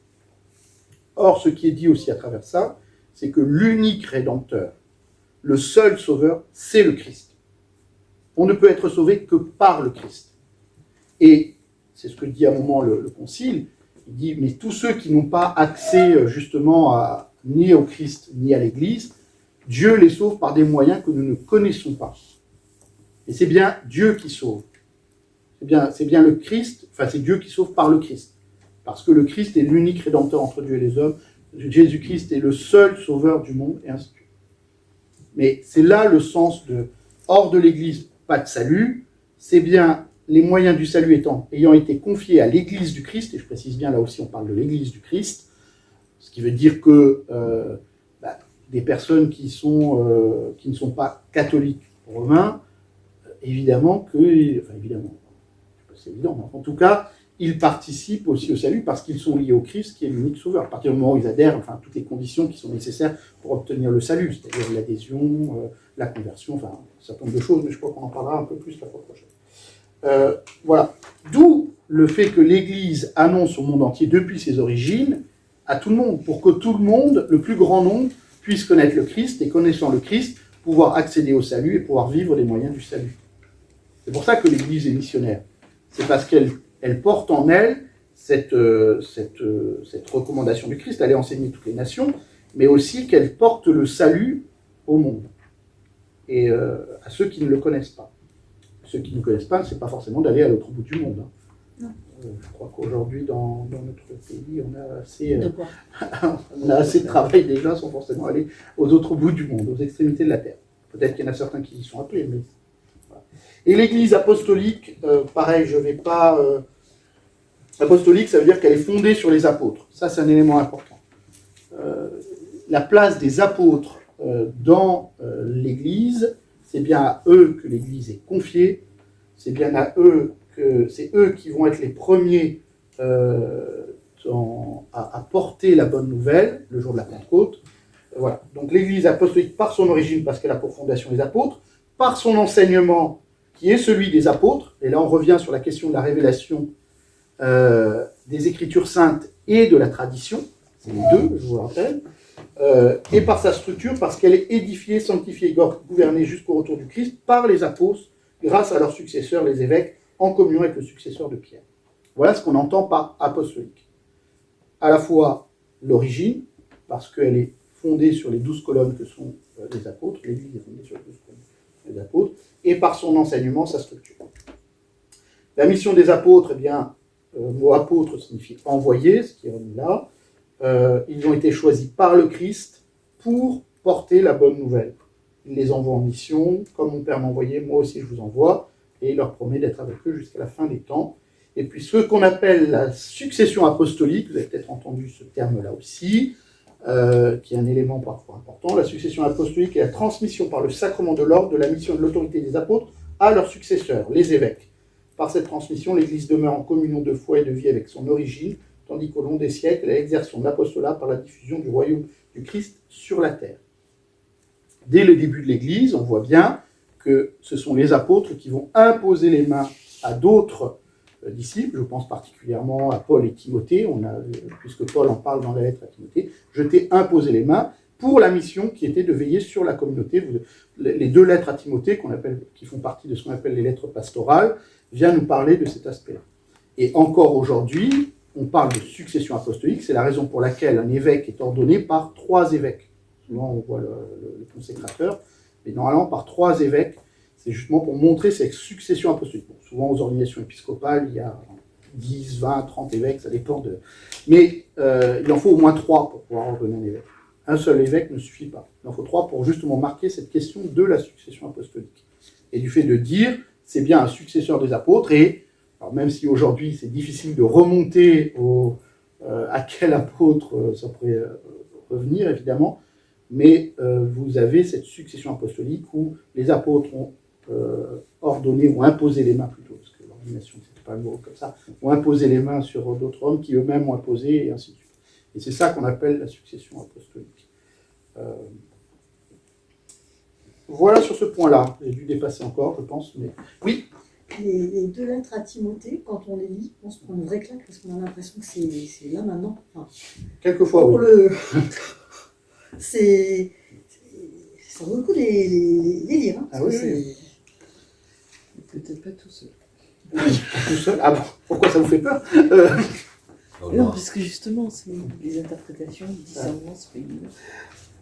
Bon, je vous ai mis comme texte, je ne sais plus quoi d'ailleurs, je vous ai mis, oui, l'Église à la fois spirituelle, visible et spirituelle. Oui, voilà, visible et spirituelle, ça reprend une partie des choses que je viens de dire, pas tout. Alors je redonne les consignes parce que j'ai pu entendre que c'était pas. Les consignes, c'est, vous avez entendu un certain nombre de choses, le texte est là pour vous aider, à assimiler certaines choses et pouvoir partager. Et normalement, à partir de ce que j'ai pu vous dire, ça doit vous aider à mieux comprendre ce texte et éventuellement à pouvoir partager les uns les autres à partir de ce texte-là. Voilà l'idée. C'est l'idée de pouvoir vous retrouver en petits groupes et de pouvoir assimiler ensemble ce que vous avez entendu. Et le texte est là pour vous aider. Je l'ai choisi en général, au pluriel, je l'ai choisi en général pour justement qu'il soit assez signifiant pour pouvoir reprendre une partie ou la totalité de ce que j'ai pu vous dire et de vous aider à la... On va reprendre, si on ne veut pas finir trop tard. Donc, y a-t-il des questions d'abord? Y a-t-il des questions? Non. On était content de nous éclairer. Ah. Alors, on va parler maintenant des fidèles, hiérarchie laïque, vie consacrée. Et on rajoutera, si j'ai un peu le temps, mais j'en parlerai rapidement, la communion des saints et la place de la Vierge Marie dans cette vie de l'Église.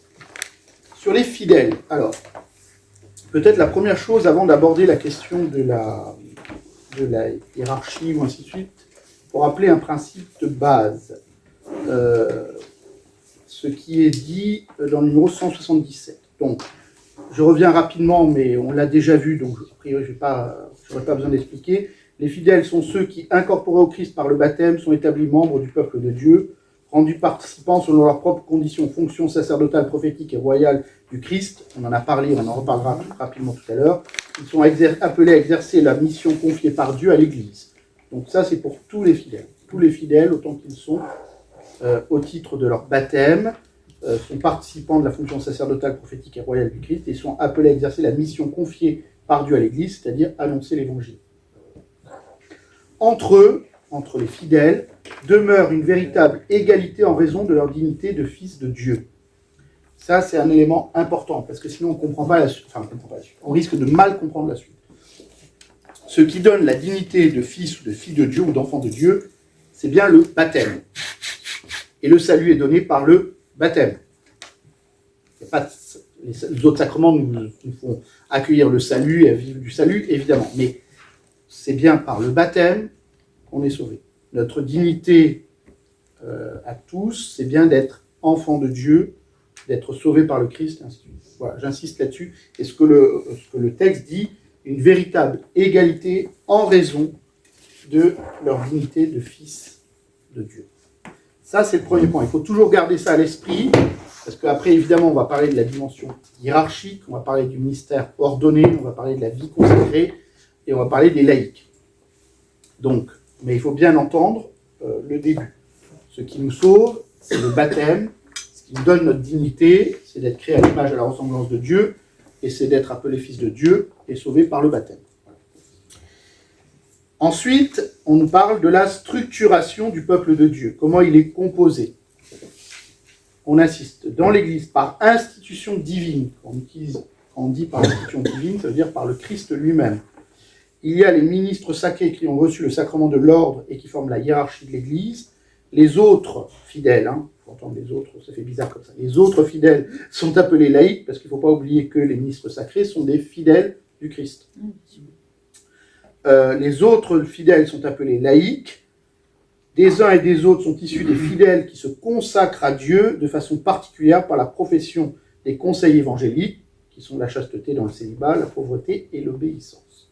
Donc là, vous avez dans les fidèles qui composent la vie de l'Église, vous en avez qui sont des ministres, alors les ministres sacrés, ministres ordonnés, c'est-à-dire qu'ils ont reçu le sacrement de l'ordre, suivant le degré qui leur correspond, puisque je rappelle que le sacrement de l'ordre est un sacrement à 3 degrés, l'ordination diaconale, l'ordination presbytérale et l'ordination épiscopale. Et qu'elles sont cumulatives. C'est-à-dire que pour être ordonné prêtre, il faut d'abord être ordonné diacre, et pour être ordonné évêque, il faut d'abord être ordonné diacre, prêtre et puis. Donc, dans le peuple chrétien, il y a les ministres ordonnés, il y a les fidèles laïcs, c'est-à-dire ce sont ceux qui ne sont pas ordonnés, qui n'ont pas reçu le sacrement de l'ordre, et dans les fidèles laïcs, ou dans le sacrement de l'ordre, ça dépend suivant les cas, vous avez les consacrés d'une manière générale, c'est-à-dire ceux qui ont engagé, c'est les religieux, religieuses, et les consacrés de manière plus large. Les consacrés sont plus larges que les religieux, religieuses. Les religieux, religieuses sont des consacrés, mais dans les consacrés, vous en avez qui ne sont pas religieux, religieuses.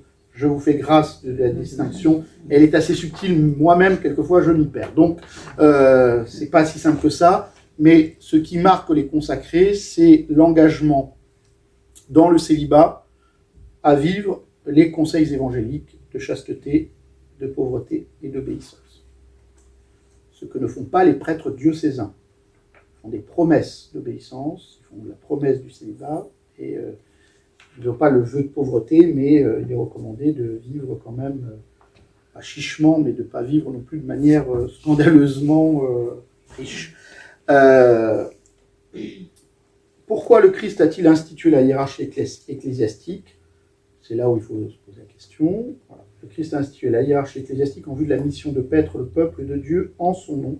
C'est pourquoi il lui a donné autorité.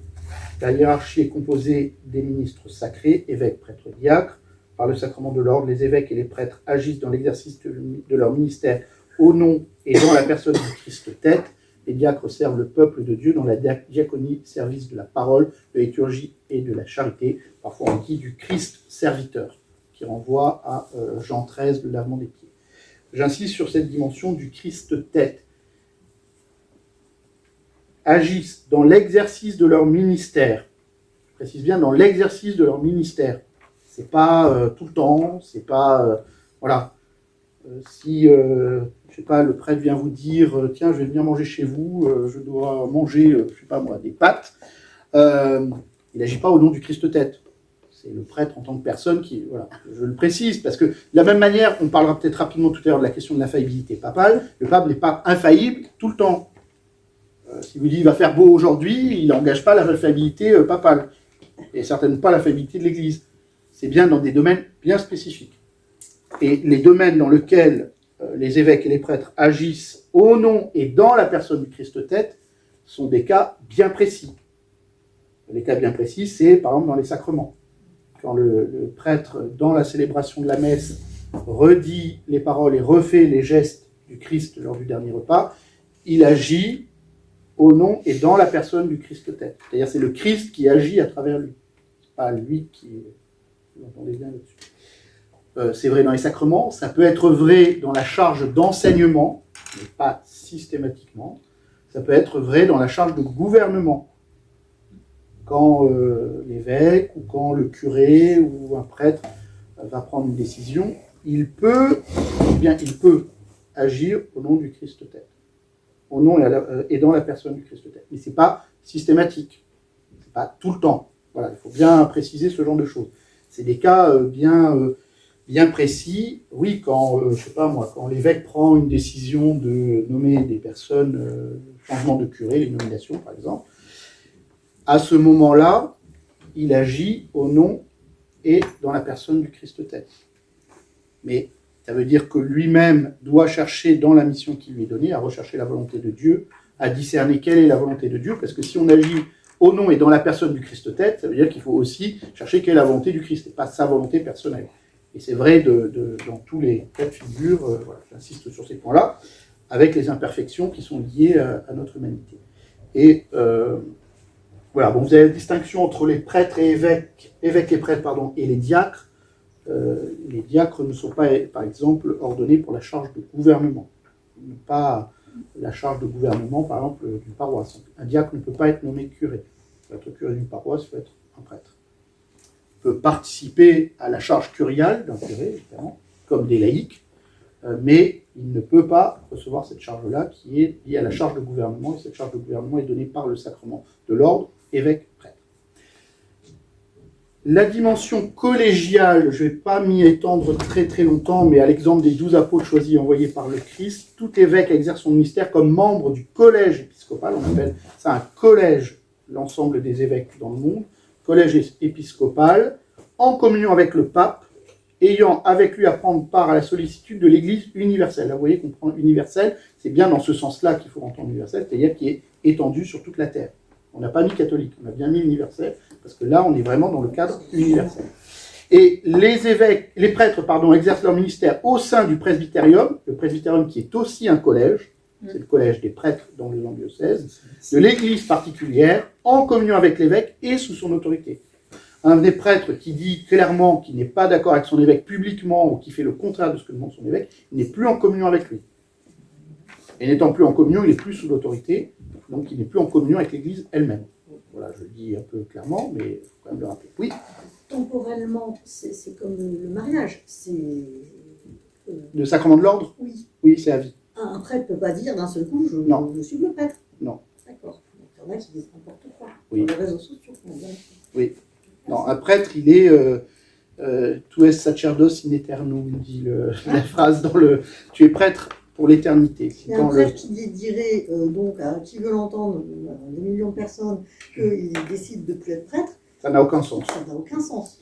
Parce que c'est un sacrement qui marque la personne elle-même.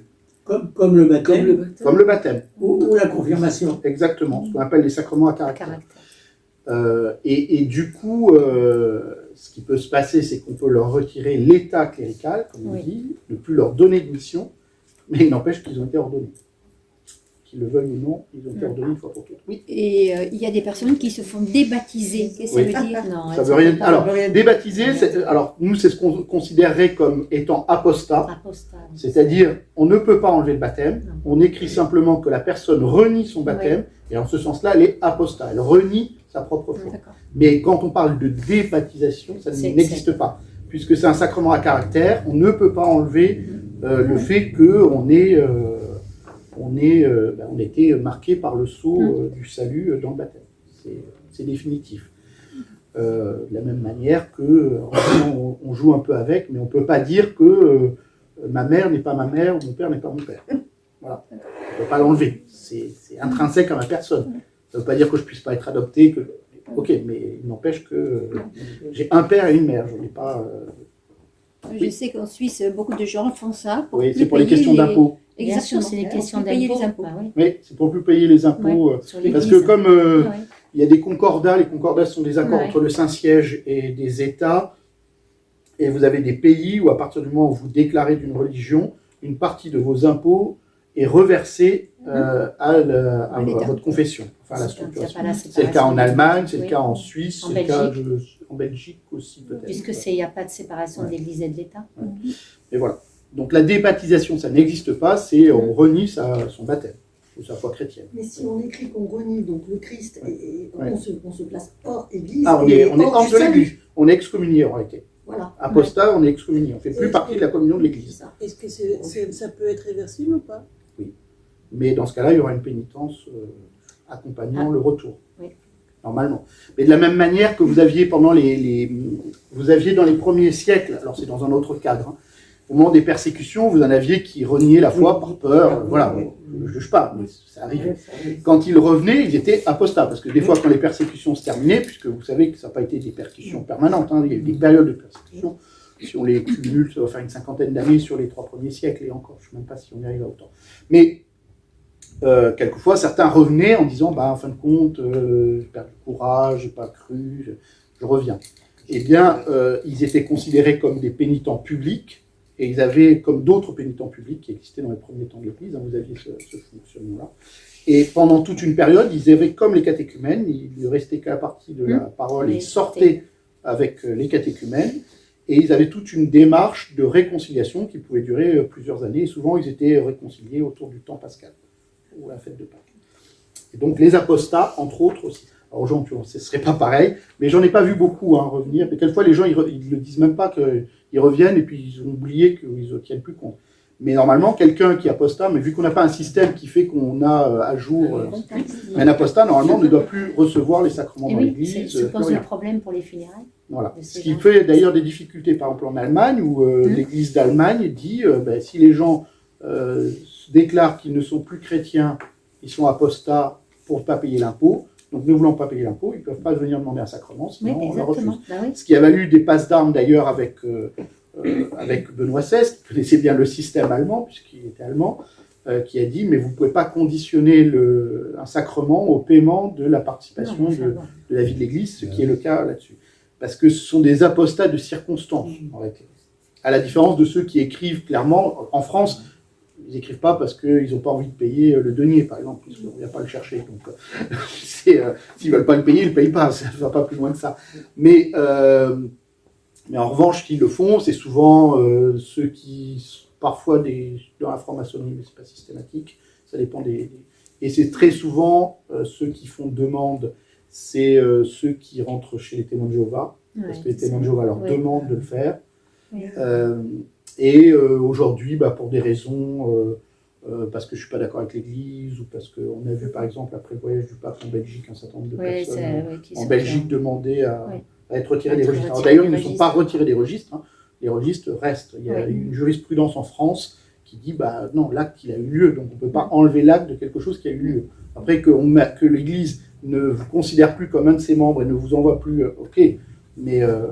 c'est un acte officiel, public, en baptême c'est un acte public. Voilà. Pourquoi le ministère ecclésial a-t-il aussi un caractère personnel? Parce qu'en vertu du sacrement de l'ordre, chacun est responsable devant le Christ qu'il a personnellement appelé en lui confiant une mission. Donc le sacrement, il y a un évêque par Dieu, il y a un curé par paroisse. C'est un caractère personnel. La mission du pape, on va aller très très vite, s'il y a des questions vous viendrez, mais il est normalement le principe et le fondement de l'unité de l'Église. Et, alors il est le vicaire du Christ, la tête du collège des évêques et le pasteur. Souvent on dit qu'il est celui qui doit veiller à la charité entre les églises. Voilà. Il est normalement cet aspect signe et présence de l'unité de l'Église en sa personne. Et la charge du collège des évêques, c'est en communion avec le pape, et jamais sans lui, exerce aussi sur l'Église un pouvoir suprême et prégnant. Il ne peut pas y avoir des évêques d'un jour qui se disent « Tiens, nous, on va écrire un texte public. » Il peut y avoir des discussions en off, entre guillemets. C'est-à-dire que les évêques peuvent écrire au pape, ils peuvent dire qu'ils ne sont pas d'accord avec lui. Ça le concerne dans la relation qu'ils peuvent avoir avec le pape. Mais certainement pas publiquement. Il ne peut pas y avoir un groupe d'évêques qui disent « Nous, en fin de compte, le pape a dit ça, mais nous, on dit ça. » Ils ne sont plus en communion avec l'évêque, ils ne sont plus en communion avec le pape. Et étant plus en communion avec le pape, normalement, ils sont démis. Ils sont démis de leur charge. Alors, quand on parle des évêques ou des ministres ordonnés, on va parler de ce qu'on appelle parfois les tria munera, les 3 charges, qui sont celles de l'évêque et du prêtre, charge d'enseignement, charge de sanctification, charge de gouvernement. Alors, on dit gouvernement, on ne va pas trouver tellement d'autres mots, donc ça reste celui-là. Donc la charge d'enseignement, elle passe dans l'annonce de l'évangile, c'est la prédication, c'est dans l'enseignement du peuple de Dieu, c'est la catéchèse, qui est une mission de l'évêque et du curé, l'enseignement, c'est lié à la charge d'enseignement de l'évêque et des prêtres, et puis le magistère de l'Église, auquel il adhère indéfiniment et qui le rappelle. L'infaillibilité du magistère, on en avait déjà parlé, je crois, à la première rencontre. Donc, juste, vous avez une définition rapide, mais je vous avais dit que c'était quand même un peu plus compliqué que ça. L'infaillibilité s'exerce quand le souverain pontife, en vertu de son autorité de suprême pasteur de l'Église, donc c'est là où on parle de l'infaillibilité papale, et vous l'avez dit, qui a été utilisée une fois dans toute l'histoire de l'Église, enfin depuis, puisque l'infaillibilité a été définie au Concile de Vatican I, donc en 1870-71. En tout cas, depuis cette période-là, dans les 150 dernières années, ça a été utilisé une fois par Pie XII sur la promulgation du dogme de l'Assomption de la Très Sainte Vierge Marie. Après avoir consulté d'ailleurs tous les évêques du monde. Il n'a pas fait tout seul un matin, tiens, je viens de me réveiller, je vais faire ça. Ou le collège des évêques en communion avec le pape, surtout lorsqu'ils sont rassemblés en concile écuménique, ce qui n'arrive pas très souvent. Je rappelle qu'il y a eu 20 conciles écuméniques en 2000 ans, donc c'est pas non plus la chose la plus courante, et déclarent par un acte définitif, il faut qu'ils aient la volonté, une doctrine relative à la foi ou à la morale, ce qu'on appelle la foi ou les mœurs, ou encore quand le pape et les évêques dans leur magistère ordinaire sont unanimes à déclarer une doctrine comme définitive. À cet enseignement, tout fidèle doit adhérer dans l'obéissance de la foi. Mais on en avait déjà parlé, donc je ne vais pas m'étendre dessus.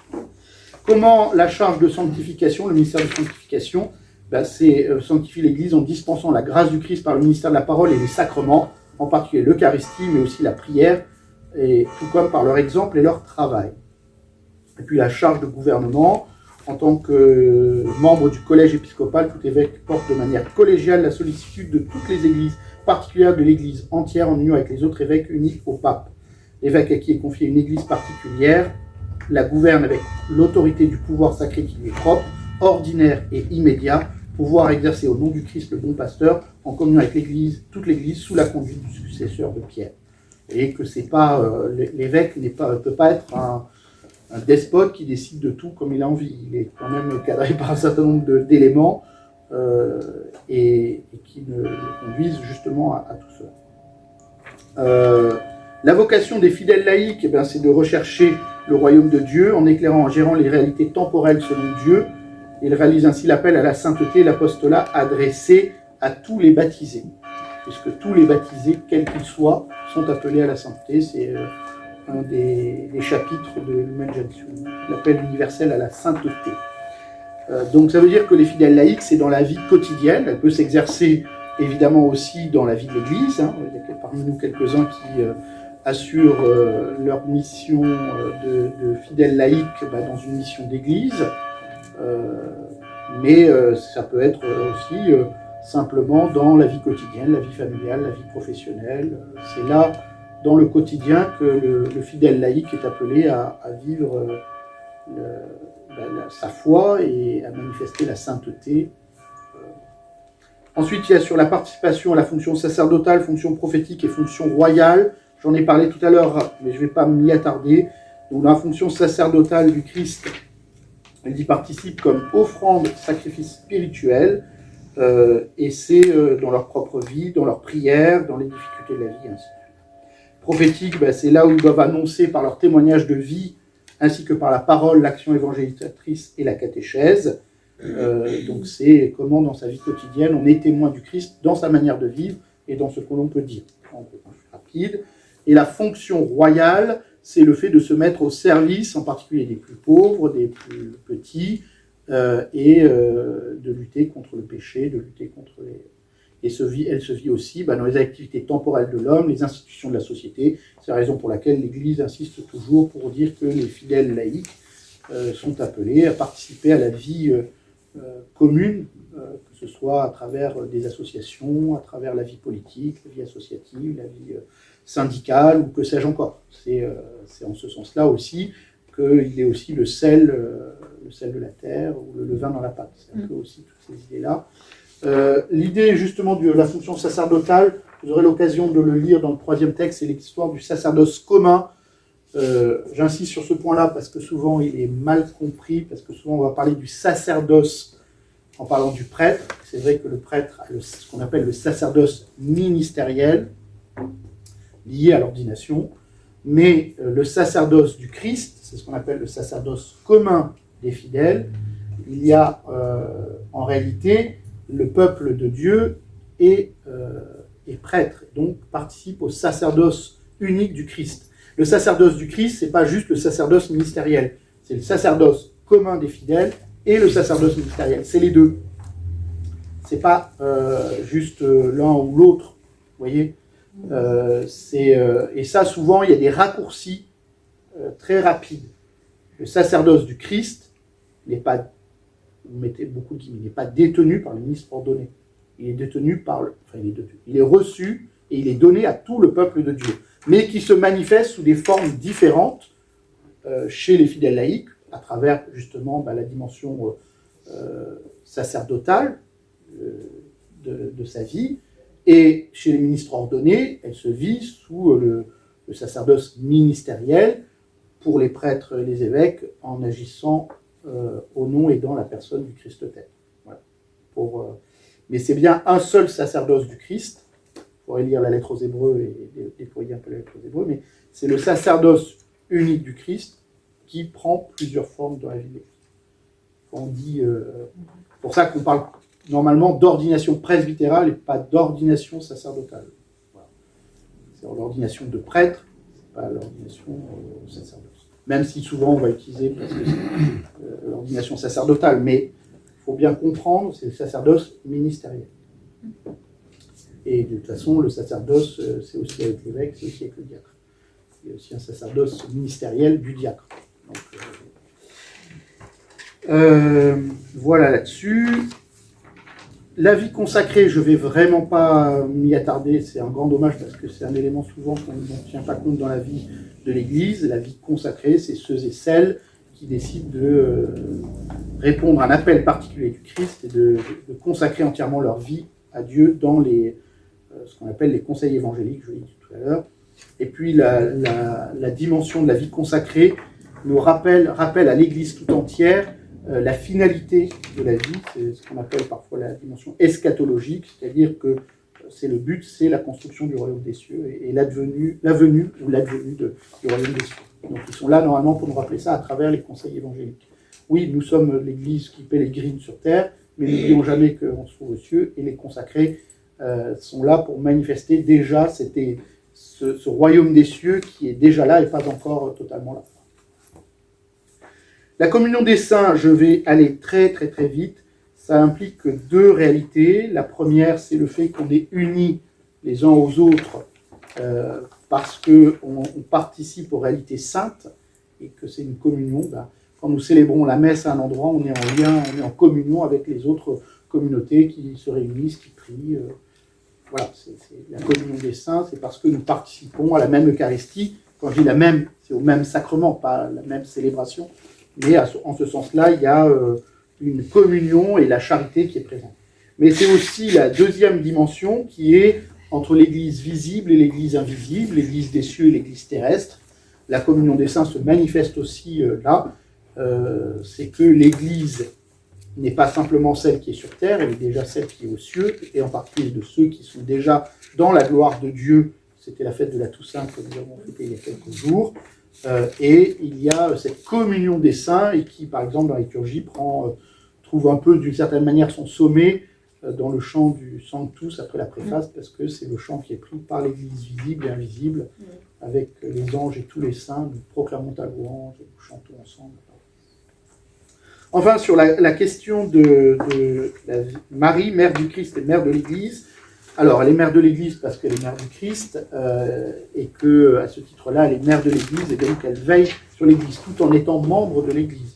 Il ne faut jamais oublier, d'ailleurs, ça a été une longue discussion au Concile, faut-il faire un texte propre à Marie, ou fallait-il en parler dans un autre texte? C'est le chapitre 8 de Lumen Gentium, pour bien montrer que Marie fait partie de l'Église, et on le voit d'ailleurs dans le début des livres des Actes des Apôtres. Elle en est sans doute la figure la plus éminente, elle en est à la fois membre, et elle en est aussi le symbole. Comment la Vierge Marie est-elle l'Église? Par sa prière, son intercession auprès de son Fils, depuis les débuts, mais encore aujourd'hui, et la dévotion mariale est une manifestation justement de cette confiance du peuple de Dieu dans cette sœur dans la foi, mais qui est aussi notre mère. Et le culte, c'est justement de nous rappeler qu'elle nous conduit au Christ Et puis, dernier point, sur lequel je ne vais pas m'étendre non plus, elle est l'icône eschatologique de l'Église, parce que je vous rappelle que Marie, en son Assomption, est montée corps et âme auprès de Dieu, et qu'ainsi elle est l'image de l'Église, de ce que l'Église est appelée à vivre dans son ensemble, de chacun de ses membres, de monter corps et âme. Voilà, c'était rapide sur la Vierge Marie, je suis désolé, mais vous avez, si vous voulez lire plus de choses, vous en avez à la fois dans le texte du compendium, mais aussi dans le catéchisme, si vous êtes plus intéressé par ces questions-là. Et c'est important de noter que Marie est mère de l'Église, elle accompagne l'Église, elle prie pour l'Église, mais qu'elle est aussi membre, elle est fille d'Église. Il ne faut pas oublier cet aspect-là aussi. Voilà. Donc, je vous ai mis un dernier texte sur le sacerdoce commun. Donc, pour 10-15 minutes, pour essayer de ne pas trop finir trop tard quand même. Est-ce que c'est bon? Il faut mettre une Est-ce qu'il y a une question? Oui, j'ai une question, parce que tout à l'heure, j'ai pas... quand vous avez dit que les prêtres diocésains, quand on reprenait sur les conseils évangéliques, les prêtres diocésains font la promesse. C'est pas un vœu. C'est pas un vœu. Un vœu est un caractère particulier. Le jour de l'ordination, mais vous avez assisté à les ordinations, c'est des promesses qui sont faites par le prêtre. Il y a l'engagement au célibat, le jour de l'ordination diaconale, pour ceux qui vont être ordonnés prêtres, et pour ceux qui sont ordonnés diacres ou mariés d'ailleurs. Et vous avez les promesses d'obéissance qui sont faites entre les mains de l'évêque. Promettez-vous de vivre en obéissance avec moi et mes successeurs dans les dialogues. Et l'obéissance, je crois, je ne sais pas la formule exacte, mais c'est ça. Et si vous allez lire le texte sur la vie et le ministère des prêtres dans le Concile, il reprendra les conseils évangéliques en précisant bien que ça ne concerne que les consacrés, mais qu'en revanche, même les prêtres diocésains, qui ne sont pas des prêtres religieux, sont appelés quand même à mettre en œuvre ces principes évangéliques, ces conseils évangéliques. Et ce n'est pas du même ordre que parce que par exemple dans la vie consacrée ou la vie religieuse, le vœu de pauvreté va conduire à ne pas avoir directement la gestion des biens. C'est la communauté qui les gère. Il y a une différence, c'est pour ça qu'on parlait de clergé séculier, c'est celui qui est dans le monde. Le clergé régulier qui est celui qui suit une règle, mais qui n'est pas que suivre une règle. Est-ce qu'il y avait d'autres questions? N'hésitez pas, si la semaine prochaine vous avez des choses à dire sur Repère pour croire, s'il y a des choses. On a entendu sur les textes du Concile que, en tout cas sur Lumen Gentium, c'était pas si évident que ça. Donc peut-être qu'il faut que je trouve des textes peut-être plus abordables. Il faut que je regarde ça. Mais du coup, c'est fondamental, je sais pas pourquoi. Ils sont fondamentaux, oui. Après, si on propose peut-être une formation sur Lumen Gentium, en disant on fait une lecture suivie, peut-être qu'il faut faire une lecture suivie de Lumen Gentium. Ça, c'est intéressant. Peut-être qu'il faut réfléchir. Ça c'est bien. C'est une piste. C'est-à-dire il faut le lire plusieurs. C'est comme des fois on fait en paroisse où on va faire un groupe biblique, on va prendre des passages qu'on va lire et qu'on va travailler ensemble. Voilà. Après, j'espérais que vous avez appris des choses. Mais l'idée, comme je l'ai dit, nos repères pour croire, c'est pas de faire de vous des spécialistes de quoi que ce soit. C'est vraiment que vous puissiez avoir des éléments de repère, et quand on parle de certaines choses, de vous dire, oula, peut-être que c'est pas aussi simple que ce que... et de pouvoir s'y référer. Je vous demande pas d'avoir retenu tout ce que je vous ai dit, parce que il y a beaucoup trop de choses. Et puis, il y a l'assimilation qui est nécessaire. Mais de vous dire, ah oui, on parle de l'Église, mais voilà, qu'est-ce qu'on est en train de me dire quand je parle de l'Église? Moi, tiens, peut-être je vais aller revoir dans le compendium ce qui était écrit, ou je vais aller voir dans le catéchisme, ou je me dis, tiens, là, et je vais voir au-delà. C'est d'avoir un lieu de référence, et puis d'avoir des réflexes en faisant attention, et de garder quelques idées maîtresses. Voilà. Ça, c'est important pour avoir une parole alignée dans le monde. Parce qu'on a beaucoup de questions, énormément de questions. Et puis, il ne faut pas avoir peur de dire « je ne sais pas ». Il vaut mieux dire « je ne sais pas » que de dire une bêtise qui... Je vais te recommander la lecture de Lumen Gentium. Voilà. Mais quelqu'un qui connaît très loin. Mais voilà. Donc, mais vous voyez que souvent, Un abrégé. de tout ce qu'on a vu et de ce qu'on va voir encore la fois prochaine, vous êtes pour tous parmi vous des fidèles depuis de nombreuses années, avec des responsabilités ou ayant eu des responsabilités dans la vie de l'Église, et ainsi de suite. Et on voit bien que malheureusement, on n'est jamais assez bien formé et assez bien connaisseur de ce qui fait notre foi. C'était la remarque que faisait un prêtre. Il dit, on fait beaucoup, aujourd'hui c'est peut-être moins le cas, mais peut-être dans les générations avant, on met le paquet sur la formation chrétienne enfant, ado, et puis adulte,